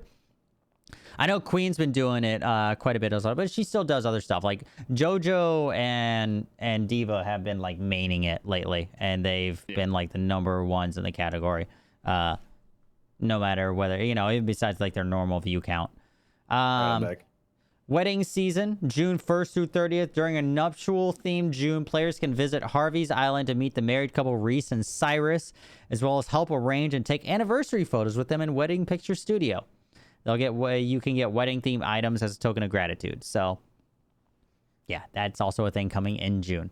We were just talking about the Animal Crossing. Yeah, Animal Crossing updates. People are getting married in Animal Crossing? Yeah. Well, this is like actual like NPC characters, yeah. But they're actually, I have seen articles that people are having dates and everything else in Animal Crossing. It's really amusing. Yay, Corona quarantine life. I do gotta say one thing about Animal Crossing. I've only seen little clips and things on Twitter and stuff, but I love that people are taking advantage, even in COVID, like with you know, social distancing and everything. I see so many people hosting events on Animal Crossing, and like, for example, I think there was like a birthday thing with Bun, right? on Animal Crossing or something like that that was recent that I saw, and it just I thought it was really cool. I thought it was really cool. Oh, I know what you're talking about. Yeah. Was that? Did that? Was that Takedown? Yeah, I don't know. I know. That's Yeah, what I've seen that a couple times. Like, yeah. I like what you the. It's nice. It's chill. It's fun. If I haven't played as much because I've been knee deep in Valorant, but yeah. That's an understatement. Can you imagine me? I've been. I think I'd just lose my mind on a game like that. Dude, I would. That should have been your April Fool's joke. Guys, we're Animal Crossing main. Animal Crossing tonight. We're Just Island. Let's just go. play it. Oh yeah, you should have just played it. We're about to pop off. You should have just gone. Yeah, we should have done that. Yeah, just go over to each other's island. Add you as best friend. You just start like PvP content. Just starting fucking raking up people's trees and destroying their islands. It would have been pretty funny to see Pac just for like the first hour of his stream. Wait, you can destroy people's islands? If they add you as a best friend, then you're allowed to kind of like dig up things and that. Yeah, you can That's mess why with you stuff only pretty bad, add people as certain that you trust. No one would fucking add me. No one Not a wouldn't. single person. No, Dude, that would've because been all of a sudden so I'd turn funny, around man. and there'd be 17 holes in my fucking island, and all my trees missing, all my decor missing. Dude, I'd start planting like little shrubs and dick formations all over your island, like. And be like, what the fuck is this? I'd log on the next day. What the fuck? That would have been so good, dude. It would. Next time. We'll Yeah, get him next time. Yeah, next year. I still say Animal Crossing would not be as big as it is if it wasn't for quarantine and all that, which it worked out great for them as a brand. That's why the Switch is still sold out. They are very, very much benefiting Yeah. by this. Yep. Yeah. 110%. Well, not to mention that's a game that you have to spend a lot of time on. Yeah, if you're Like, really it's getting a into grind. it. It's a Yeah. grind, right? It is. It is. I've only It's- seen people it's a fishing in that game. casual I don't know what else grind. you can do. Yeah. You can actually do quite a bit, but it's just one of those games. It's like, okay, like if you want to, I don't know. There's a video on YouTube of a grandmother who played the one before this one that came out, and she's been playing it for like ever. And then like the video went viral because I think the grandson like said, okay, my grandma's gonna show you her island on Animal Crossing, and everybody loved it because it's kind of cool seeing, like a grandma playing a game and being like really enveloped by it and everything and all that. And then later on, the new one comes out, and then that video went viral because she got it and she's super excited. But it's a very long-term game with a grind and a lot of creativity exactly. and expression and So, yeah, they're very much peacefulness. benefiting. Yeah, so it's just like during quarantine, everybody, cute, disgustingly cute things and peaceful gameplay. Like it is Disgustingly cute. dude, it's like disgustingly cute. There's just so many little things that everybody just is like, oh my god, I need that because it's just the cutest little fucking Dude, thing I've I do ever that. seen in I my have life. stuff like I'm very upset. There are certain items that I'm like, because I know, and I'm also very picky with how I design things. Like I want this to be in my kitchen. Like I have like this whole mindset because I've seen items that's like I need that. Like I get my whole like I don't care about the rest of my place. Like actually no, I do. I mean, I to give it design to- my house for like Pac to study. understand, it's Sims but for Nintendo, basically. I see that. Kind of, Yeah. yeah. It's a same thing. it's You could spend 3 hours there and get lost. It's a thing. It's a thing. It's not for everybody, but it is definitely benefiting off the quarantine life. 110%. The museum, the aquarium, the museum, the insect and fish exhibits are amazing. I've said this before. You want to take Kdog on a date, we go to an aquarium, and I am okay with the in-game Animal Crossing aquarium because that shit is awesome. I will say that the aquarium in there is pretty fucking cool. In-game. Just saying. Moving right along. Back to things that aren't as warm and fuzzy. Warzone Pac is news. ready to go, dude. Yeah, and Pac's like, all right, Warzone, let's fucking do this. A couple things about Warzone. One I added on later. So they have come out with an official statement, which I'm waiting to see how it actually pans out because people still are getting grouped up with them. But it has actually been said by Infinity Ward, and they're working to clean up the cheaters and all that kind of stuff. If you are accused of cheating or found of cheating, I don't know whether it's IP wise, etc., how exactly it works, but cheaters are being grouped into lobbies together, which is something that was speculated a long time ago. But now the cheaters, once they're kind of found out, I'm assuming it's an IP wise. I would only hope, because it'd be silly if it's an account wise. But they're supposed to be grouped up into servers together, all the cheaters. Once you're like accused and found out of cheating, you're supposed to all be in servers together. That being said, I still have seen people in my chat say that they're running into cheaters left and right, because this game has no battle eye. Well, battle eye is shitty. It has battle eye. I do want to add to this. Obviously, I main Warzone, so I talk about this a lot on my stream. But so I'm going to go over a couple different things. First off, I'm going to go over one thing, that this is not a new company. This is a AAA company that's been around over a decade, that has produced many competitive esports, just online games where, coming into a game like this, you'd think with, the amount of experience that they've had, they would have any type of better anti-cheat system. Like, their anti-cheat system is shit. It's there is no anti-cheat. It is the most basic anti-cheat. I could go online right now and spend less than a minute to find an anti-cheat to go against Battle Eye. Battle Eye is fucking terrible. These companies are don't even care about any repercussions, because they are promoting themselves on YouTube. Like, you can go on YouTube and find any hacker gameplay, and where it displays the hacks, explains the hacks, and then in the link below, it'll take you right to the site on how to get the hacks, and they're not expensive. That's another quick issue. disclaimer: we're not advocating this as partners. We are not advocating this at all. We are just stating that it is a thing. Just quick disclaimer. Normally, see, here's the thing. Normally, these companies try to be a little more hidden, because obviously, it's going to be against TOS of the game. It's going to be against the rules of the game. And then Activision or Treyarch or anyone would end up doing is filing lawsuits or strikes against the company making the hacks. And these companies, they're doing this without fear, without any repercussion. Because there has been no really repercussion. bad. They haven't cared. Like, there's been, like, right now, this is like supposedly all of them are now supposed to be going into servers together. But I still have people in my chat saying that they're running into them. And that's why I stopped playing it, is because, especially on PC, it is so bad. There's no anti-cheat, really, at the end of the day. They need to do something sooner rather than later. The only thing, so at first I was very confused on why that, let's say you find a cheater, 100% no, it's a cheater.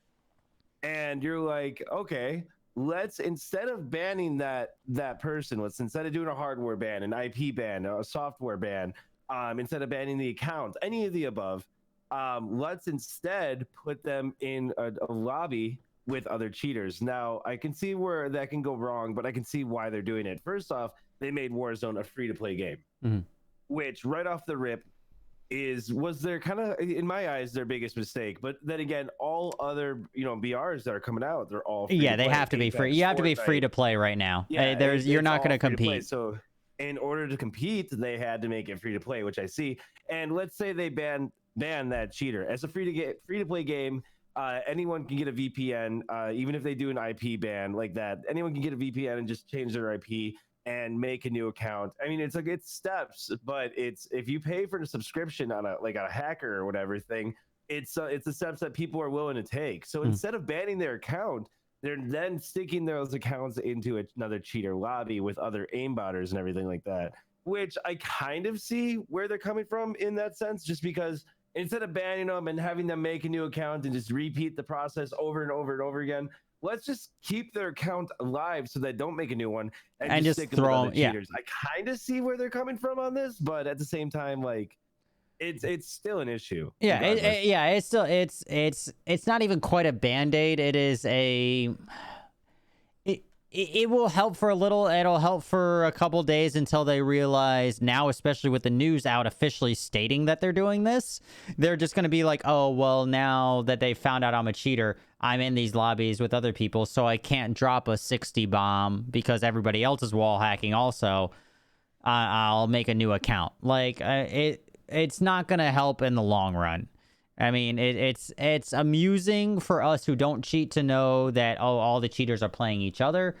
it's an amusing thought, but it doesn't really help the problem because they're just going to make a new account because now officially they know that they're in lobbies with other cheaters.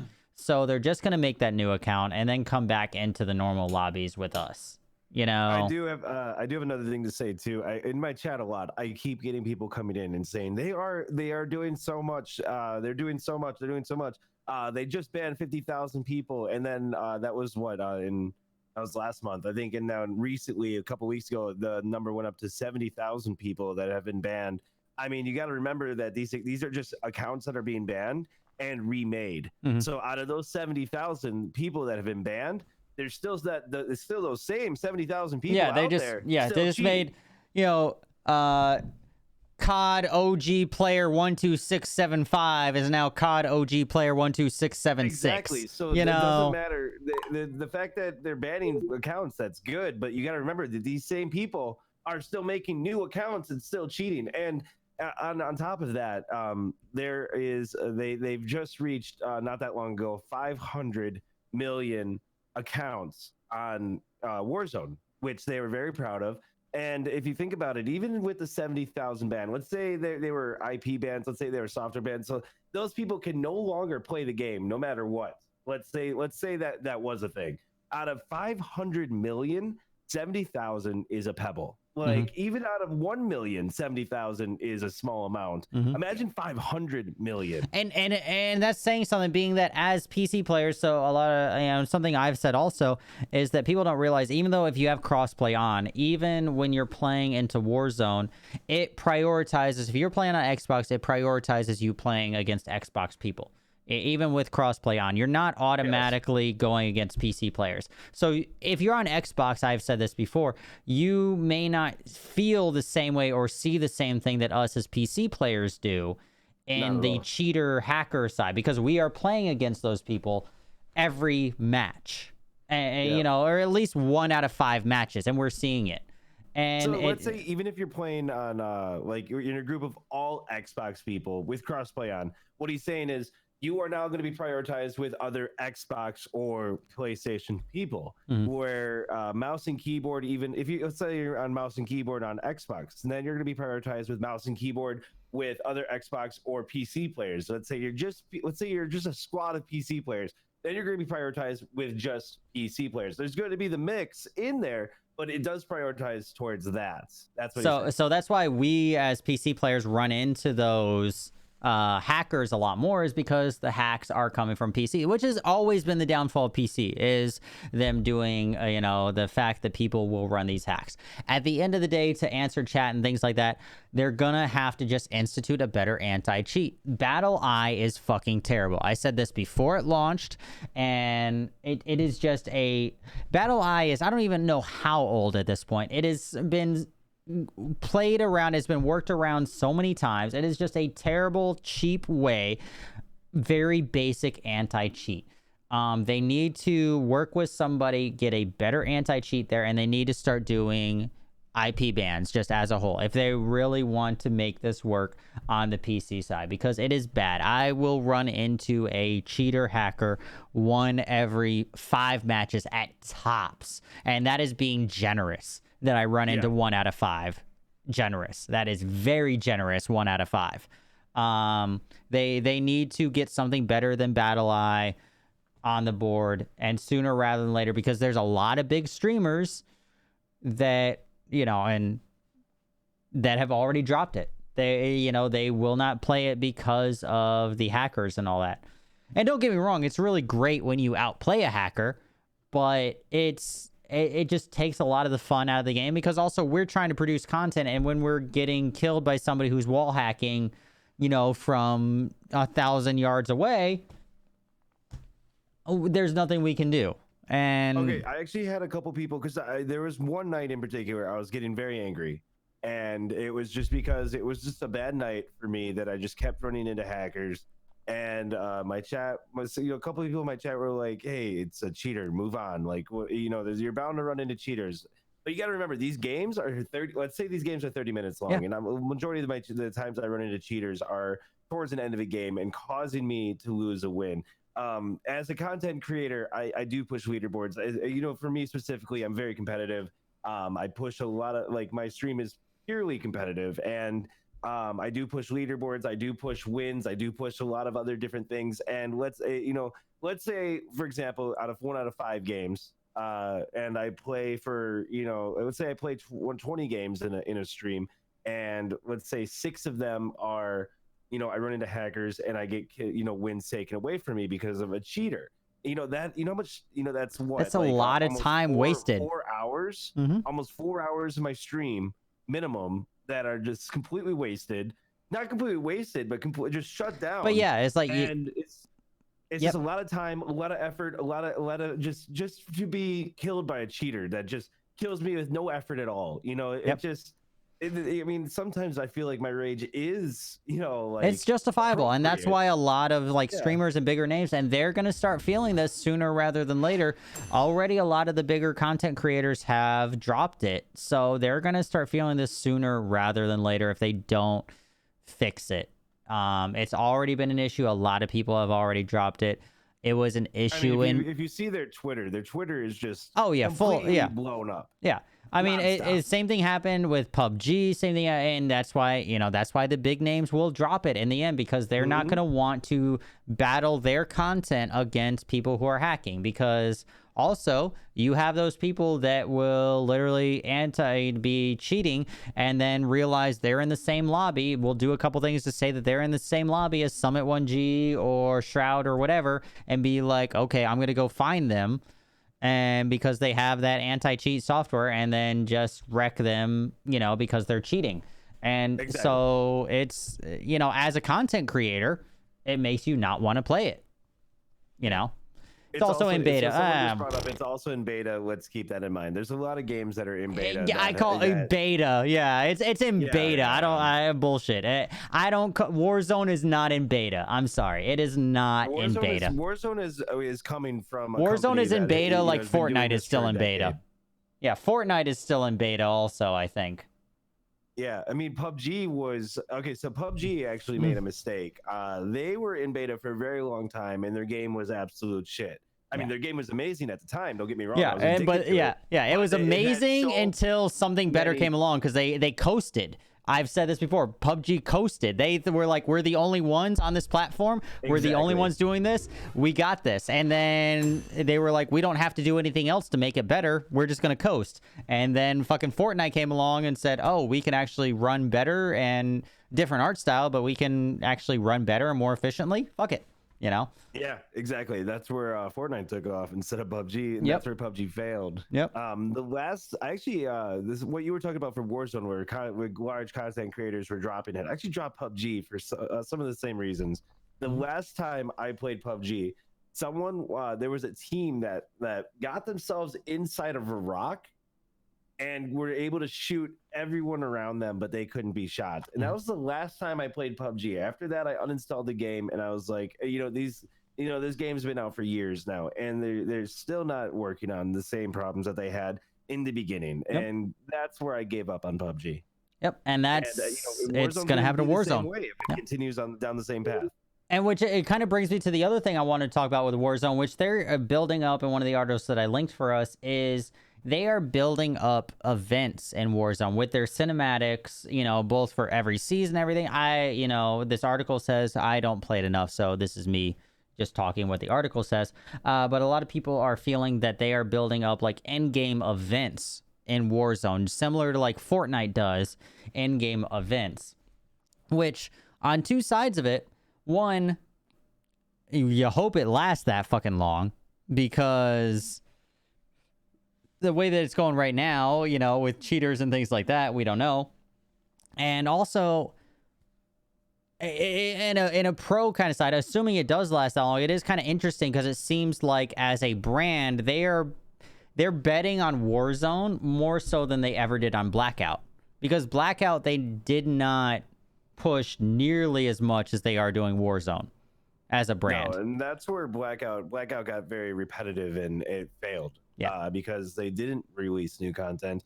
They just kept the same game over and over. Sometimes they put some new skins in, but they never changed it in any way. So I think it took like 6 months or even longer than that before they even made any changes. Yeah, before to the map. Yeah. And it just I think the Yeah, first it- change was they added like different flowers and shit like that, but the map didn't really change, I don't think, No, or whatever. If I nothing remember, changed. it was just like they changed like textures and shit. Yeah. So it seems like they're trying to, with the videos, it seems like they're trying to build. I think as a company, they're expecting Warzone to last. And it looks like they might be adding events to it. Looks like, you know, they might be doing map changes. It just seems like the overall impression of it that they're building towards that. But that just goes hand in hand with what we're talking about with the cheaters, that if they're going to do that, they need to fix these things sooner rather than later. You know? And, you know, they never did this, and they never took these steps with Blackout, which is why it seems like they're changing things up for Warzone to kind of be more of a long-standing, not just we're just gonna have this as an episode or have this as a type of thing until the next COD comes out. It looks like they're building Warzone to be their BR for the brand moving forward. They'll release a new COD next fall because they always fucking do. But I have a feeling that they're betting on this being their BR that they just keep updating. You know, and then the multiplayer mode from another game, whatever. But their BR is going to be Warzone moving forward. That's my guesstimate of it. But they need to fix the cheaters of it. They need to fix the people hacking. They need a better system than BattleEye, because it doesn't work. I have a blast on it, but just seeing, you know, like, honestly, like, I look to, like, act as, like, a creator for someone for, like, good opinion on the current status of the game. And, you know, it's like, I just don't think I'm playing it right now because I just know what's going on, much as I enjoy it.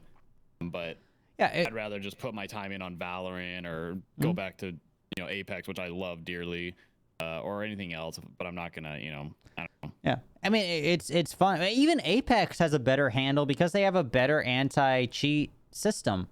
It's just they need something better for Blackout. They do.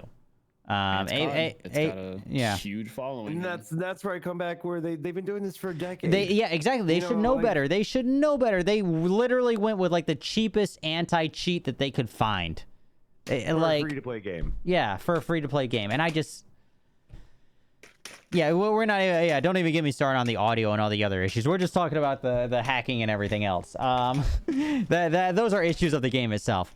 Every free-to-play game is going to have that, but there are steps that companies can make. Apex, you just simply put, you can counter Apex to Warzone, which Apex has been out a year longer. I run into less hackers in Apex than I do Warzone. Apex has a better anti-cheat. And from what I hear, you know, there's barely any hackers in Fortnite either. I mean, there are hackers, but their anti-cheat system is pretty solid. Yeah, too. BattleEye is there's a lot of terrible. free-to-play games with hackers, but not as bad as Warzone at the moment. BattleEye is terrible. It really is the most basic of anti-cheat systems that they could have established into the game. There's just really no other way around it. There's nothing else to say about it. They literally went with the cheapest person anti-cheat that they could find to establish into their game, and it's just really disappointing. We did talk about why they're keeping their accounts. Just to review that really quick, because I don't want you guys thinking that they're actually doing that on purpose. It is a free-to-play game, so instead of banning them and having those cheaters just make another account, they're having them stay on that account and putting them in, other cheater lobbies as punishment. Because if they get banned, they're just going to make another account. You know what I mean? So that's what they're doing. I think it's definitely going to be temporary. It's not going to be for. It's just because I think they're a little overwhelmed right now, and they can't come out with a better anti-cheat system. So this is what they're doing at the moment. Yeah. Interim, it's not gonna help in the long run because those people are still going to make new accounts once they realize. It's not just people getting reported. I think it's people that are getting found out. Ideally, I don't know. But yeah, at the end of the day, they need a better system. This current system doesn't work. It's gonna screw them over in the long run if they want this brand to succeed. There's nothing else to say about it. It just is what it is. Yeah. It is what it is. Moving right along. Quick update about a game that I think we all have played, and I like to talk about whenever it comes out, and then we'll jump into Valorant because that we could talk about for the next 7 hours. Borderlands 3 end game. Mayhem mode is getting a huge update right now. We have talked about it recently with some of the new updates that have gone live with Borderlands. Still waiting for the crossplay for it one of these days. Cannot wait. But update goes live today, April 23rd. So I don't know what time, but April 23rd does go live. Does change up the Mayhem mode for everybody for endgame wise. So now you are able to actually change the damage modifier and everything, the Mayhem level, while you're actually in game, not just on Sanctuary. So you're actually able to change it while you're in game. It has up to 10 different levels now, and different modifiers. They changed up a lot of the modifiers from like easy to medium to hard to very hard. Things like, the Galaxy Brain, when they increase the size of enemy heads that make it easier. Things like the hard modifier, Drone Ranger spawns healing drones to kind of accompany enemies and assist them and heal them. Those are like hard ones. It also changed up a lot of the loot side of things to make the loot drops a little more proportional to the new Mayhem modifiers. And I think this is only going to benefit it moving forward with new DLC coming out, because they also added 8 new legendary weapons, as well as more powerful versions of existing weapons as well. And you have to be certain levels to get to that point to get there. But Borderlands, at the end of the day, I love talking about it because it's one of those that is very close to their community. They do a lot of work for their community, and they're constantly taking care of their game. And exactly opposite of what we just talked about for Warzone and all that. Obviously it's different because this is a single player game. It's with friends, but we could say, as opposed to a BR and a huge outcropping of a free to play game, Borderlands is a little bit different. But as a brand, they take care and really want to build the brand themselves and make it go forward. So we've had 2 DLCs now, waiting for the 3rd. Hopefully they add the crossplay here soon, but if you are still playing it on whichever platform, Mayhem mode has been redesigned with the new update, so that way you have a little bit different levels rather than Mayhem 1, 2, 3. Now you have 1 through 10, so you really have a lot of different levels that you can go through and get your different equipment and gear for that. I don't know if Undercard ever played Borderlands, really. I played a little bit of it. I like the game. I mean, especially because I played a lot of Destiny, so I enjoy like that type of grind. But the thing is, I played so much Destiny and fell so in love with that playing Borderlands, it's like there's this weird ale inside of me that just wants to go play Destiny because of the way I'm playing in Borderlands. But I give Borderlands credit. It's a cool game. I love the content, the storytelling, the humor, the guns, everything. Like, see, I'm the exact opposite when it comes to like Destiny and Borderlands. Like, Destiny was fun, but something was always off with Destiny for me. Like, I've always loved, like, Borderlands to me always felt like it was one of us designing it. All the inside jokes, all of the little like nuances and everything. Like, it was just a lot of fun to play. And I always loved the more RPG side of it, the skill trees and all that. And they've upped the level caps. That aspect. Like, Destiny's just now starting to really actually go RPG-esque. Like now that they publish themselves, like, after Destiny's fucking 7 years or whatever. Yeah, it's so much better now. Like, a lot of the creators right now on like Mixer that do Destiny, like, they make me really want to play Destiny because I know how much better it's getting, and they have good input on why it's becoming better. They're not just playing it because they are fanboys of it, but they also care about it, and that's why they continue to stream and continue to play it, because they know it's improving and it's taking time, and creators help with that. But no, I agree. Borderlands is hilarious. I love all of it, but I mean, I kind of like the serious aspect of Destiny because I'm more of a I enjoy, I don't know, like creating my Guardian and doing PvP and all that. Like, I enjoy that serious aspect of it, but I do like the humorous side of Borderlands. Now, I do want to add to this. Now, you guys are not alone. I feel like that comes with any RPG game, though. I'm gonna compare it to like a Soulmate. Everyone has that one RPG game that they just fell in love with, Mhm. and they always wanted to go back. And that happened for me a lot too, where when I was kind of hopping around on different RPG games, I'll play one RPG game, I'll be having a lot of fun, but you know, just playing any RPG game would make me think about my soulmate, you know, make me want to go back and play that game again. For me, it was like Swotar a lot, the Star Wars The Old Republic MMO. I fell in love with that game for so long, and I really grinded it for so long, and just even if I touched like World of Warcraft, or if I touched any other RPG, Your first eventually, like, within a MMO is couple days, always, you know, you I'll always want to go back and play that. Yep. Yeah, we talked about this when it came up. I think after last web show, like Pac came in, we were talking about Tor. We went and watched videos and everything, and I played Tor as well. And I've said it before, you know, your first MMO is always gonna have like MMOs for whatever. I think more than any other RPG, any other game, MMOs for whatever reason really. I think it's because of the time you put into them. They really grapple you, and then you hold every MMO after that to that same standard. You know, if your first RuneScape count? RuneScape kind of counts. RuneScape was an MMO. RuneScape counts. Like, and you compare it. EverQuest for me. WoW. Tor, if that was your first one. There are so many out there, no matter what. I mean, whether it's not a real MMO, don't assault him, chat. But I mean, I could justify that RuneScape does count as an MMO. It meets all the qualifiers. It does meet all the qualifiers for an MMO. It does, but I mean, if I honestly, I would hate anybody that. It's unfortunate for anybody whose first MMO was WoW, in my opinion, because they're always going to hold every level of MMO or anything up to WoW. And at the end of the day, like, nothing can ever really compare to WoW. Like, there are a lot of things that are better in different ways, but there's a reason WoW is still going on.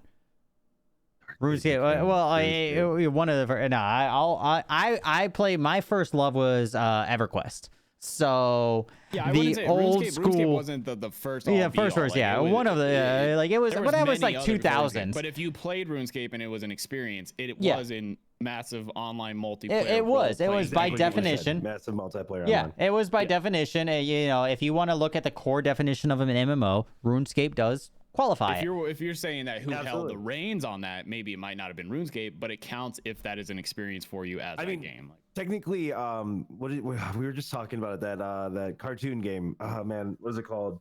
That you go fishing in. Animal Crossing. Plays it. Animal Crossing. Animal Crossing is technically an MMO. I mean, you could almost see it like it doesn't have like it doesn't have the servers, but almost like if it had. I could agree with that. I could make the argument, because if you make the argument that Guild Wars, if you say Guild Wars is an MMO, which it is, yeah, absolutely, then just as much Animal Crossing is, because Guild Wars had privatized substances where every instance where you went out, the town was a local area, but every instance after that was a privatized server, which Animal Crossing does the same thing. Whereas when you go online, it makes a privatized instance. So I could almost argue, I could almost see where Animal Crossing could be qualified as an MMO. That's right. The only time you'd ever see any other characters were in safe areas. Yep. No, that's because that's what Guild Wars was. Yep. I remember. Guild Wars was. See, I know all MMOs, dude. I have been around for a while. So yeah, Guild Wars was the same way, where the cities and all that were a common area, but everything after that was privatized instances, which could be the same way that Animal Crossing, until you open everything, you have a privatized instance. Once you open up to online, you create that privatized instance. That's why people have to load into you and all that. I could actually make that argument where it could be an MMO. I could make that argument. Yeah, I mean, when I talk about like Destiny stuff, like I never even considered Destiny like an MMO. Destiny fed into things that I love about certain games. It's not like, RPG enough. FPS. No, absolutely not. Especially when it first came out. Like, I love Destiny because it was trying something different, where it was super satisfying my FPS need, but I was also doing really cool, mild, like RPG elements with my own character and my customization and slight stats that, you know, obviously weren't always balanced and, you know, and things like that. But it just did something a little different that, you know, like I said, I wish it would have stuck the landing a little better, even though I played the shit out of it. I mean, we're talking like 6 hours on a raid. You know, Pac was talking about raids. I mean, those raids are a good ass Yeah. time with 6 people. Really, like, I think I love gaming so much when like we really work together. I mean, we do it when we play Valorant. Like, I love watching a cohesive like team come together. Well, raids is like a great example of that. Like, people know what they got to do. They do it on point. We commend each other when we do it right. Like, and then we all do it for 6 hours. The raids definitely helped it. I was always a fan of the raids. I think love that's that. what saved it, and I did enjoy the raids 110%. I think if they built the RPG side of it outside of the raids a little better, it would have made them even more enjoyable and the game as a whole more enjoyable. But that's me. I like Witcher and Skyrim and all that kind of stuff. So I love always those games want too. a more RPG side of things. So I am always biased. And we have covered this in past web shows where we've talked about this exact topic, where I'm always going to be a little biased. I've always had a hard point with Destiny. Like, I've liked the idea, but I've always felt like to me, it's been a little more action side of it. And I think if they just went just that little bit more RPG wise, just because at the end of the day, to me, the gear really doesn't mean anything. It does, but it doesn't.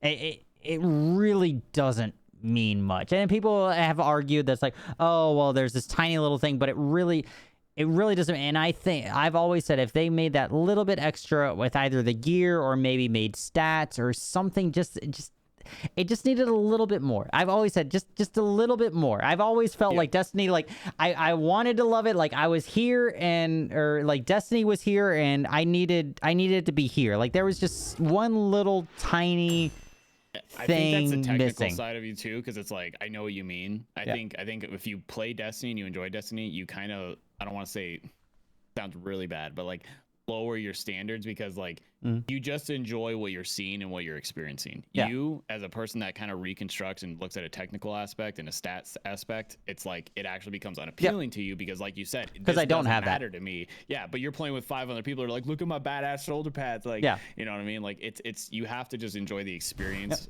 And I for think what that's it is, you know what I mean? This coming from me, who actually did play a lot of Destiny. I think that's exactly what captured me in is the people that I played with, and all I mean, from my competitive edge, it was An always amazing grinding community. for the better armor, the better looking guns, the better stats, But then at some point, it just I found myself just doing the same thing over and over and over For a again. different and it piece just- of gear. Yeah. And I don't And mind it grinding. just, Like the MMO side of it, I don't mind grinding, but it's like I felt like I was grinding for no reason, and I think that's what. Like you said, the analytical. And like I said, I know I am biased because of like undercard side, like that analytical side of me, like that more MMO side. Like when I think of raids, I think of like like WoW raids and things like that. Or if I'm grinding for gear, like I'm going through and I'm getting a piece of gear. Even if it's 1 out of 5 raids, like we get this and it's better. But like the gear didn't really mean much. The stats and like your character at the end of the day, like your abilities in Destiny, and people have been like, oh, well, that matters. I'm like, you have 2 choices. It doesn't really matter in Destiny. Like at the end of the day, your character, your choices for what abilities, or you have a choice between a grenade and like a special ability. Like you really don't have much, like, and that's the RPG side of it that I never really liked. Also, it was just like it really doesn't make a difference. And whereas you just have to be in love with the game for what it is. and I played it for a lot of hours. Like I'm not saying I didn't enjoy it. I was always disappointed because I thought it could be better. Like I'm always thinking like, oh, WoW, EverQuest, whatever. Where it's like if you want to go pally and you're a old school WoW retribution pally, and like that's how you spec. Like I wanted to spec my fucking character in Destiny to be this person, and there really is no individuality. A guardian in Destiny plays just like a hunter, plays just like, and at the end, and I've said that, and people are like, oh well, not really, and I'm like, but at the end of the day, they kind of do. Like there is no, there's no tank, there's really no difference in each character. Like they have small little minute differences, but there's nobody in a raid like the Titan is supposed to be theoretically in lore. They're the frontliners, they're the tank like in MMOs, but there's nothing in Destiny, the way that it works, that makes it like, whereas in WoW or EverQuest or all these other games where they run up and they proc and aggro everybody, Destiny, that doesn't work. There is no there is no aggro where I'm gonna take all this, I'm gonna be the shield person, all that. The Titan is gonna die just as quick as the Warlock does. Like, and that's what I think I always hated, is that there was no, the classes didn't mean anything. You know, it was I think no. there's slight advantages a bit, but I mean, Like they're it's so it's very minute. minuscule. It's not like all the Yeah, other like- MMOs where I'm a Titan. I'm basically gonna shield wall and the healer's gonna It's a heal me from the preferable back thing, line. like, oh, you're a Titan. Well, you should preferably do this. Yeah. Like, it's like, but But it in doesn't mean reality, anything. If I have to do it as a Yeah, hunter, I could do it you as know a what I mean? warlock. I can aggro yeah. just as much as I mean, on the note of They're just Destiny, different animations. yeah, I think Yeah, my the armor thing with looks Destiny, different. Though, if you look at the community of Destiny, at the end of the day, like that game thrives the way it does because I think the community just enjoys the game as the community. You know what I mean? Like they're not over scoping it and ripping it apart. Yeah. Like they actually just enjoy the game. If you look up any events or anything that happens with Destiny or stuff like that, it's very camaraderie just for the fun of it. You know, there's nothing in there that's like super sweaty or highly competitive, like because it's just not in there. It's just a really good community. I will give Destiny props that I've met a lot of cool people playing Destiny. I had a lot of fun playing Destiny with people.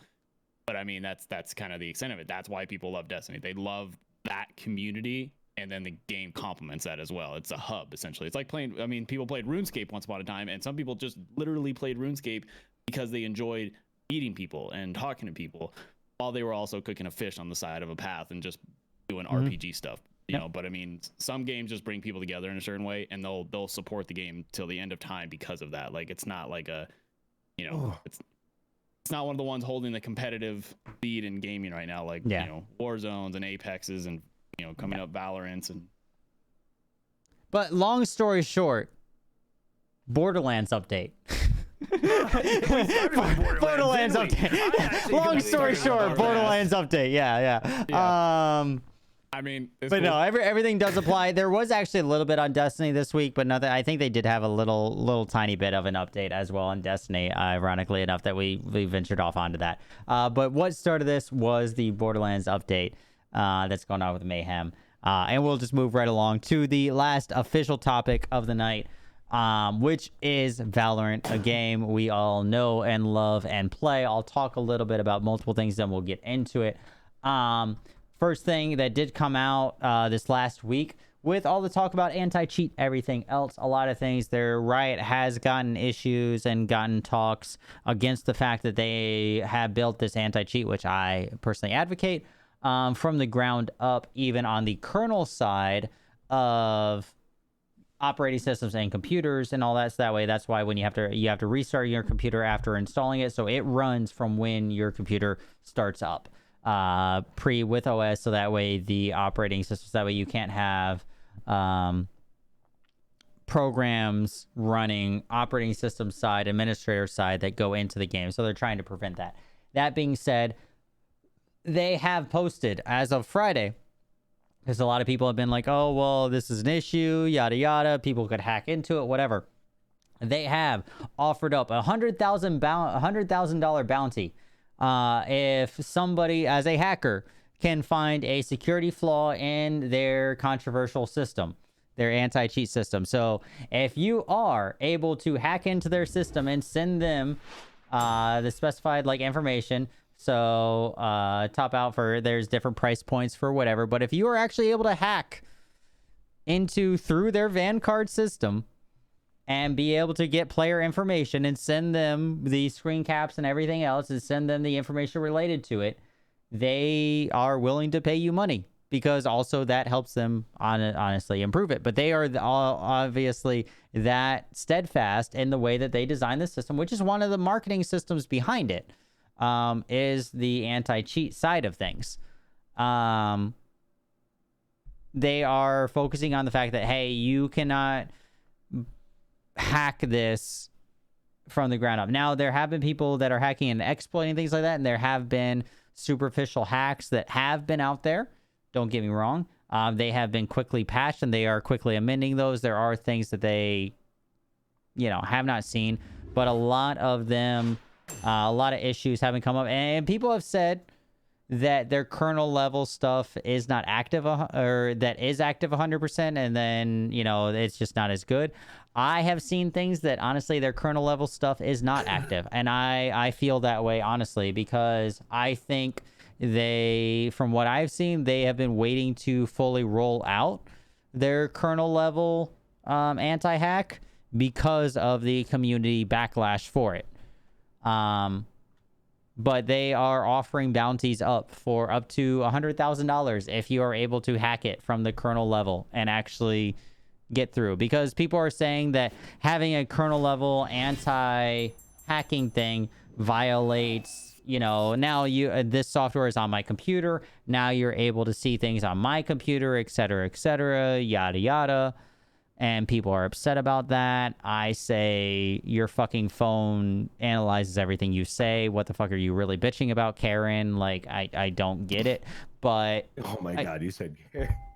I mean, it's true though. My fucking phone, I will be sitting here. It will tell me when a song is playing. I won't even be touching it. It will. I can look over, and if a song is playing out loud, it will tell me what song is playing.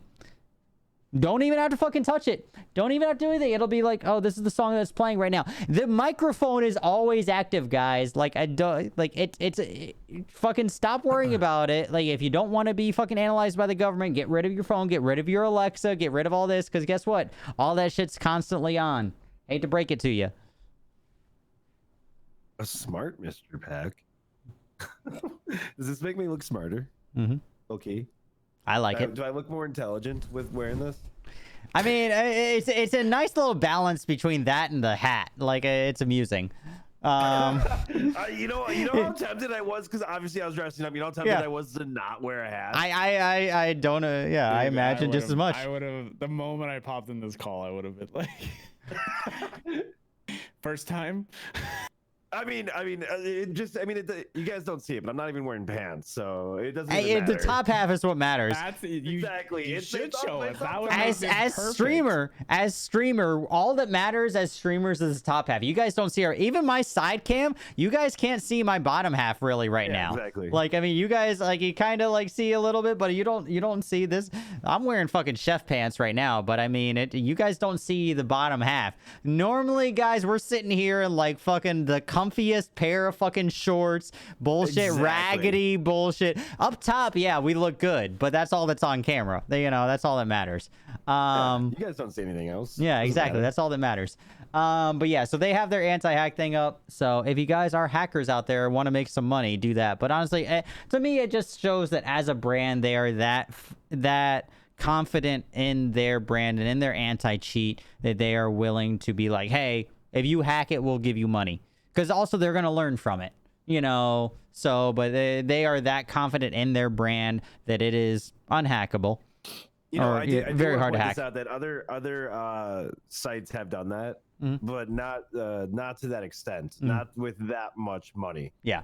There were other games out there, because I've actually read up on this, that they said that they've offered money for any exposed positions that in our system, so. Yeah. But Valorant is taking a step up, and just they're very confident, and that's what I do like. Yeah, and I think, and people have said that it is active. From what I've read, I don't think their Vanguard system is 100% active yet. I think they're slow rolling it out. Some people have said that they have rolled it out 100%, but I have not really seen that. And I personally think that they are slow rolling it out because of the community backlash of having a kernel integrated anti-cheat.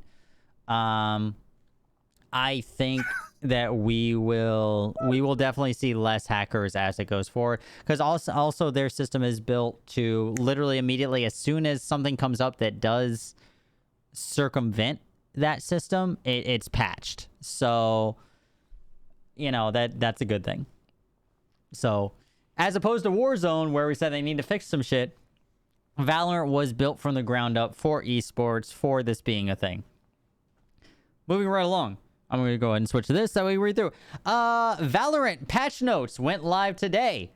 Actually, get to us why we were playing some customs earlier. So we'll read through how these are going. This is honestly the first real patch. There has been a hot fix, but the first real patch since it has been live in beta. Patch notes in a closed beta. I know they're so happy about it. I'm not gonna read through like the kind of their jibber jabber, but it's a fun company. They know what they're doing. We'll read through a little bit. Raze and Sage are the main things here, but gameplay and balance. Melee damage. Melee attacks now inflict double damage per hit to destructibles, including Sage barriers and Haven's metal double doors. So On Haven, the double doors, we call it double doors garage, some people call it, but double doors near C, C short near B, those take double damage from your melee weapon, and also Sage's barriers that helps kind of nerf her a little bit. We'll get to that in a minute. But so those get double damage. Why? There weren't enough options during low econ rounds, which makes sense. Well, if you're trying to low econ now, you don't have a high-end weapon that can go through them, such as first round. So Sage, to combat Sage's barrier orb. So you did not have a way to combat her orb first round, really, because you had a pistol. Our intent is to add a high-risk, high-reward method for players to interact with her wall while still being able to take it down. So now you have your melee weapon out, you're doing more damage to it, but obviously somebody can hear you just like before, slashing at that wall with your melee weapon. So you have your melee weapon out, you can get shot while doing it. It's a high risk, high reward. That's what they're going for, but they want to make it more viable to get through it in earlier rounds. Raze. Oh, Raze is getting nerfed. Fucking called it. Finally, you know, and I've been talking about that for a while. Raze is, I said Raze to take Raze out of the fucking game. And we talk about, and I didn't say that. Yeah, I never said that. I just always said like, and they nerfed exactly what I said they needed to. They nerfed her paint shells, which is her cluster grenade. They reduced the paint shells from 2 to 1, which is my biggest thing was she has 2 paint shells per round. No matter what, that was her thing. That's really OP for the pistol rounds. I mean, yeah, so exactly. Here's the thing. A lot of the nerfs and buffs are designed around the eco rounds. Yeah, so, like for example, when you get the Sage, hers are designed for the eco rounds. Rays are designed for the eco rounds. Stuff like that. But yeah, because if you win those first 3 rounds, or whatever, you win those first 2 rounds, that pistol and that first after round, and now you're up 2-0, like, and then that other team still has to almost eco. Because you're ahead, like, and it really just it really messes up the whole game dynamic. And Raze was able to hold down a corridor by herself just with the paint shells. She throws one out, waits a couple seconds, throws another out, and then her boom bot, like, it was so much damage that she could hold off an alleyway or a whole side of the map for 30 seconds, which in a minute 30 plus match, that's huge. You know, you know, if they're on that side. Not to mention how much damage they do. Yeah. One grenade. If you are full health with armor, one grenade, if you get hit by both, can kill you, which is fucking bullshit. Completely. Yeah. So reduce paint shells from 2 to 1. So she only has 1 now. Paint shells now have a kill reset, requiring players to get 2 kills to refresh cooldown. So they nerfed down to only 1. But they did give a modifier where if she does get kills in the round, so now if you throw out your 1 grenade and then you get 2 kills, you have a grenade again. It doesn't have a cooldown like with a lot of like standard abilities like my smoke is omen, etc., where it has like a 20-second cooldown. This one, if you get 2 kills, you get a grenade back. So that's the same thing with Jet too. Yeah, I think it's a good. She has to continue to get kills. Yeah, I think it's a good. I think it's a good balance. You know, I think that's a good. You know, we're taking away 1 because you're not as OP, but if you are playing great, here you get another one. Tune in adjusted audio for paint shells, blastback, and showstopper. So they adjusted the audio and everything, so that way it was a little bit easier to hear in hectic scenarios.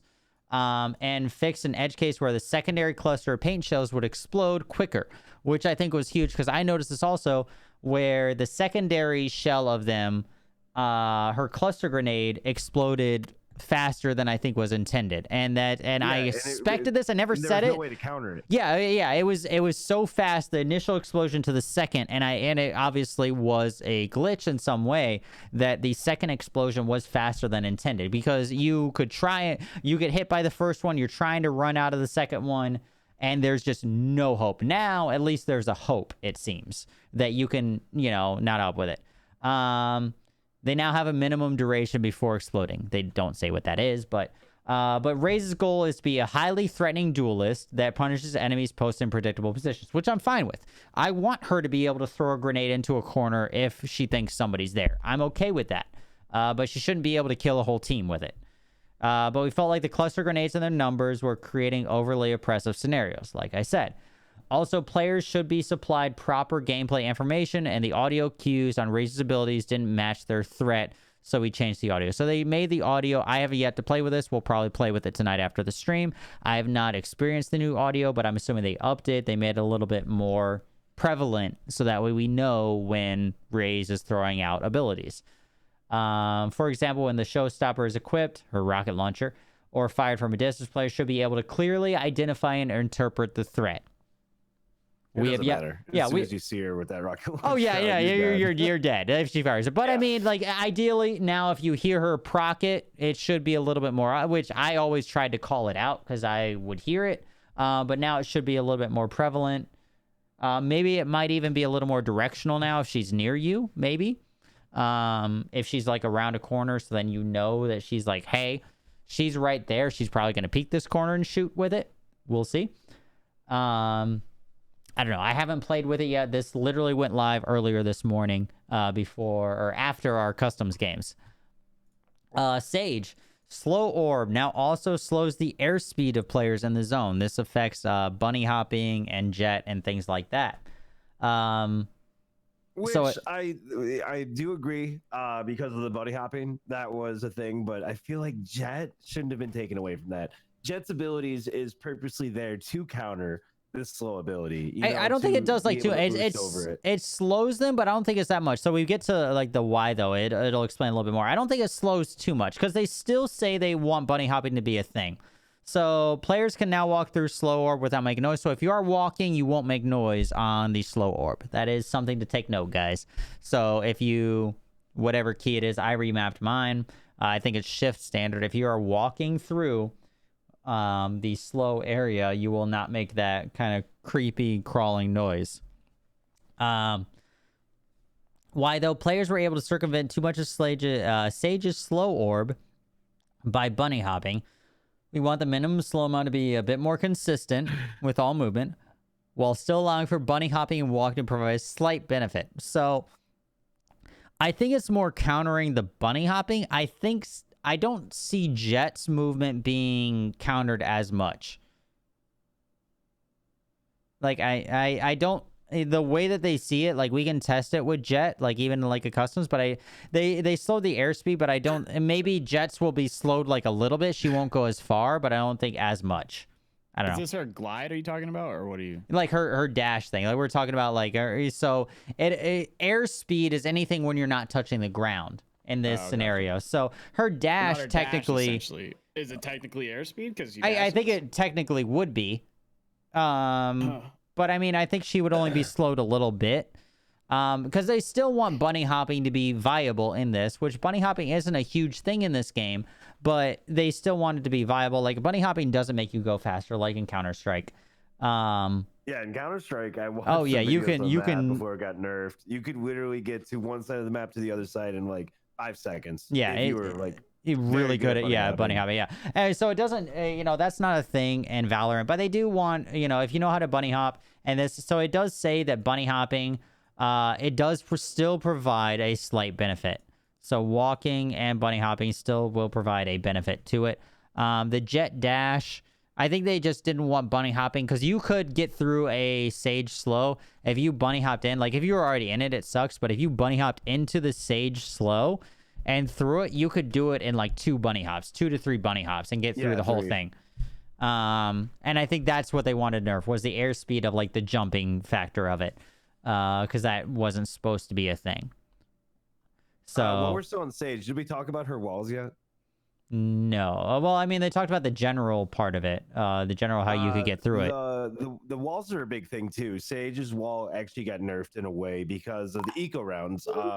How cheap her walls are to buy, to purchase, and in the pistol rounds, it takes an entire team to sit there and shoot at the walls, so they actually increase double damage with melee. Your knife, we talked about that.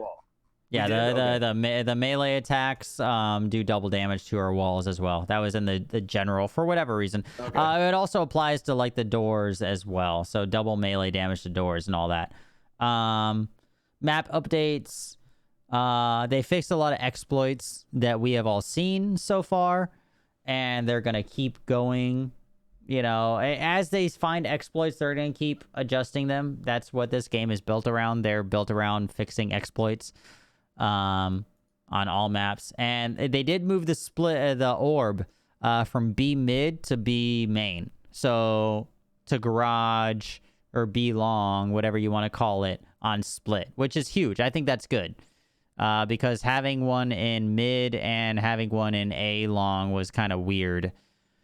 So the intent was to alleviate pressure from mid and provide more incentive to for people to control B main on split. You know, I always thought it was kind of weird that there was an orb on main, or on mid rather. And then they just, you know, fixed quality of life nonsense, and they fixed the Cypher spy cam being able to use weapons, which was amusing to see. Which I never was able to do. I'm actually mad about that. You had to like drop your gun. Somebody else had to drop your gun onto the cam, like the pistol. Really? Yeah. So you would throw up your cam, and then I would drop my ghost onto it, and then you would go into your cam, and your cam technically had it equipped. Like if you went into your cam as it dropped, it would equip that gun, so you would be able to shoot the ghost out. Yeah, I saw a lot of videos and things of it. Yeah, I just didn't do it on stream because I didn't want to get yelled at. Yeah, I'm sure that'd be considered cheating and against TOS. Yeah, I did. Yeah, but yeah, you could drop the ghost or whatever that gun onto the Cypher cam as he goes into it, and he would load up to it, and it would pull out the ghost, and you would have the ghost and be able to shoot the ghost from your cam. It was quite the annoying exploit. So that was real. Yeah, no, it was real. Yeah, your video, so Undercard tagged me in the video, and I thought it was just like a cheat thing, and I looked more into it, and I found it was actually like a thing that you could do. Why weren't we doing that? God. Because we were streaming and we don't want to lose partnership, all right? Because technically, so cool, technically it's cheating. So cool though. Technically. No, I actually believed you when you said you're like, because I know there's like that cheat mode. Or there is whatever. a cheat mode. I hadn't been into it. I thought that's what it was, but then I looked into it the next day. I was like, oh, that's what it is. But no, that was actually a real thing. It was actually a real thing. It's funny that like we didn't play any games where somebody tried doing that. I was very surprised we did not run into it. Actually, I did not ever say anything, but I was half expecting it every game against a Cypher. I was ready for it. Every fucking game. Every game. Yeah. But that being said, that's literally it on the official news for the web show. Pac and I are in a tournament on Saturday, an unofficial kind of mixer tournament, more for bragging rights. Yeah, which is okay, because I definitely want to say I'm the best Valorant person on Mixer, which I'm okay with, you know. You know me, put me in any game else, I want to say I'm the best in, so exactly. Let's go. That's fine. That's fine. You know, it's I okay. suck at the game, so yeah, I'll get that MVP. Cares. No, we got a solid team, so we're gonna be running some scrims over the next couple nights. Ideally, we got the squad set up. It's something Saturday if you guys haven't seen. It's what time Saturday? It's 2 in the afternoon EST, so 1 for you. I know, dude. I'm gonna have to change my schedule. Don't even I'm the same way. We're gonna be running scrims until 7 a.m. and then we're all gonna have to take like a 2-hour power nap and get up and fucking play. Literally. It's gonna be bad. But the advantage is a lot of these people. There's only a couple people in the tournament, honestly, that I'm worried about. So, because I know a lot of people in the tournament. I recognize a decent number of names. And I think if we run scrims for the next couple of days, we talked our thing. I think if we run our scrims and all that, I think we'll be fine. Even with me, Pac, all of us on our, 2 hours of sleep, I think we're gonna be good. Because honestly, there's 2 people honestly right now on Mixer that I am worried about going against, and I will say it right now. The 2 people I would be worried about going against are 2 of the people that were also on the Flashpoint winning team for their Flashpoint tournament, which is Reggie and Frost.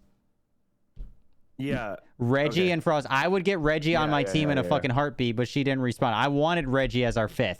Reggie can click on heads, and Frost is pretty fucking good too. Yeah, they're both actually very good. They're both really fucking Yeah, good. they're both very good. I didn't realize they were in this tournament. No, they're not. They're not. And that's why I said. That's why I'm like, I'm good. Yeah, as I said, they're the only two. They're the only two, honestly, on Mixer. Anybody else that I've seen playing, they're the only two that I have been like, I played with Reggie. I haven't played with Frost. I played with Reggie. Reggie's great, fucking solid. I love Reggie. I would love Reggie on like my pro team as the Sage. But those are the only two on Mixer right now because as somebody who's played Valorant for the last 2 weeks, I also have been scoping out the competition. There's really not many others on Mixer that I'm worried about, and there's a lot of people that I see in the tournament that I'm not worried about as a team. I think we're good. You guys got it. It's in the bag. I think we're solid.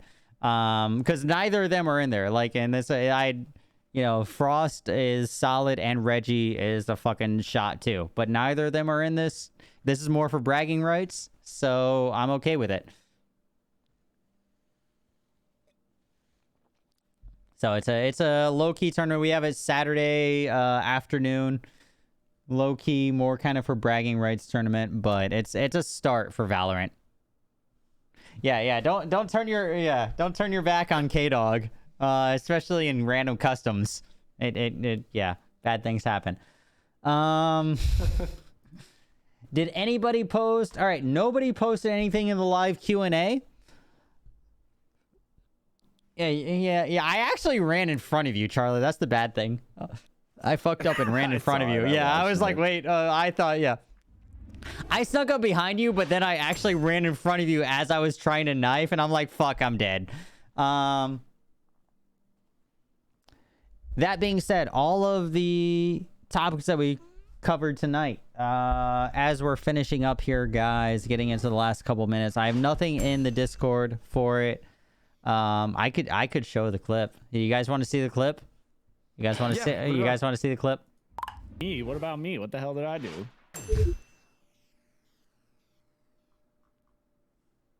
That is all. That is all. That's fine. He has.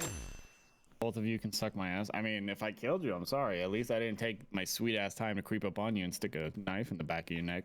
So this is the clip that we're referencing here. Let me minimize undercard a little bit more here. Whoop. There we go. Whatever, man. Hi, undercard. I just made you a tiny bit smaller just to kind of balance out what's going on the screen. All right. I'm not even drinking and I've seen double Kdog. That's fine. He has to get to a body. Let's go, dude. Nowhere to run! Look at me, that game face on. Oh, there's there Charlie. she is. Didn't know it was There Charlie. she is. Like There she right is. there. I don't know how she didn't see me. One enemy remaining. Oh, man. Oh man, I'm getting so much shit for that. I knew as soon as I saw that it was Charlie. I was like, fuck. Getting yelled at for that. I This is my teleported favorite right part, next though, to her right and here. knifed her in the back of the head. Last This is my round favorite in the part. half. Wait I'm for so it. getting yelled at for that. Wait for it. She hates you. Wait She for fucking it. hates me right now. Oh, yes. That was too good. It is so good. It was good. It was good. I don't know. I'm assuming it was the animation leaving the ult, because I know there is one, because it's hard to see, like with the ult, it's weird. So I have played Sova enough, and because I ran in front of her because she like moved back after the last one. I went to stab and she like stepped back after the last shot. So I'm like, fuck, she's gonna kill me. And then I like had to do a 360 almost to like get behind her.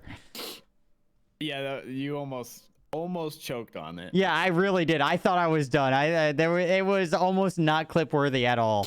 I tried, and I almost failed.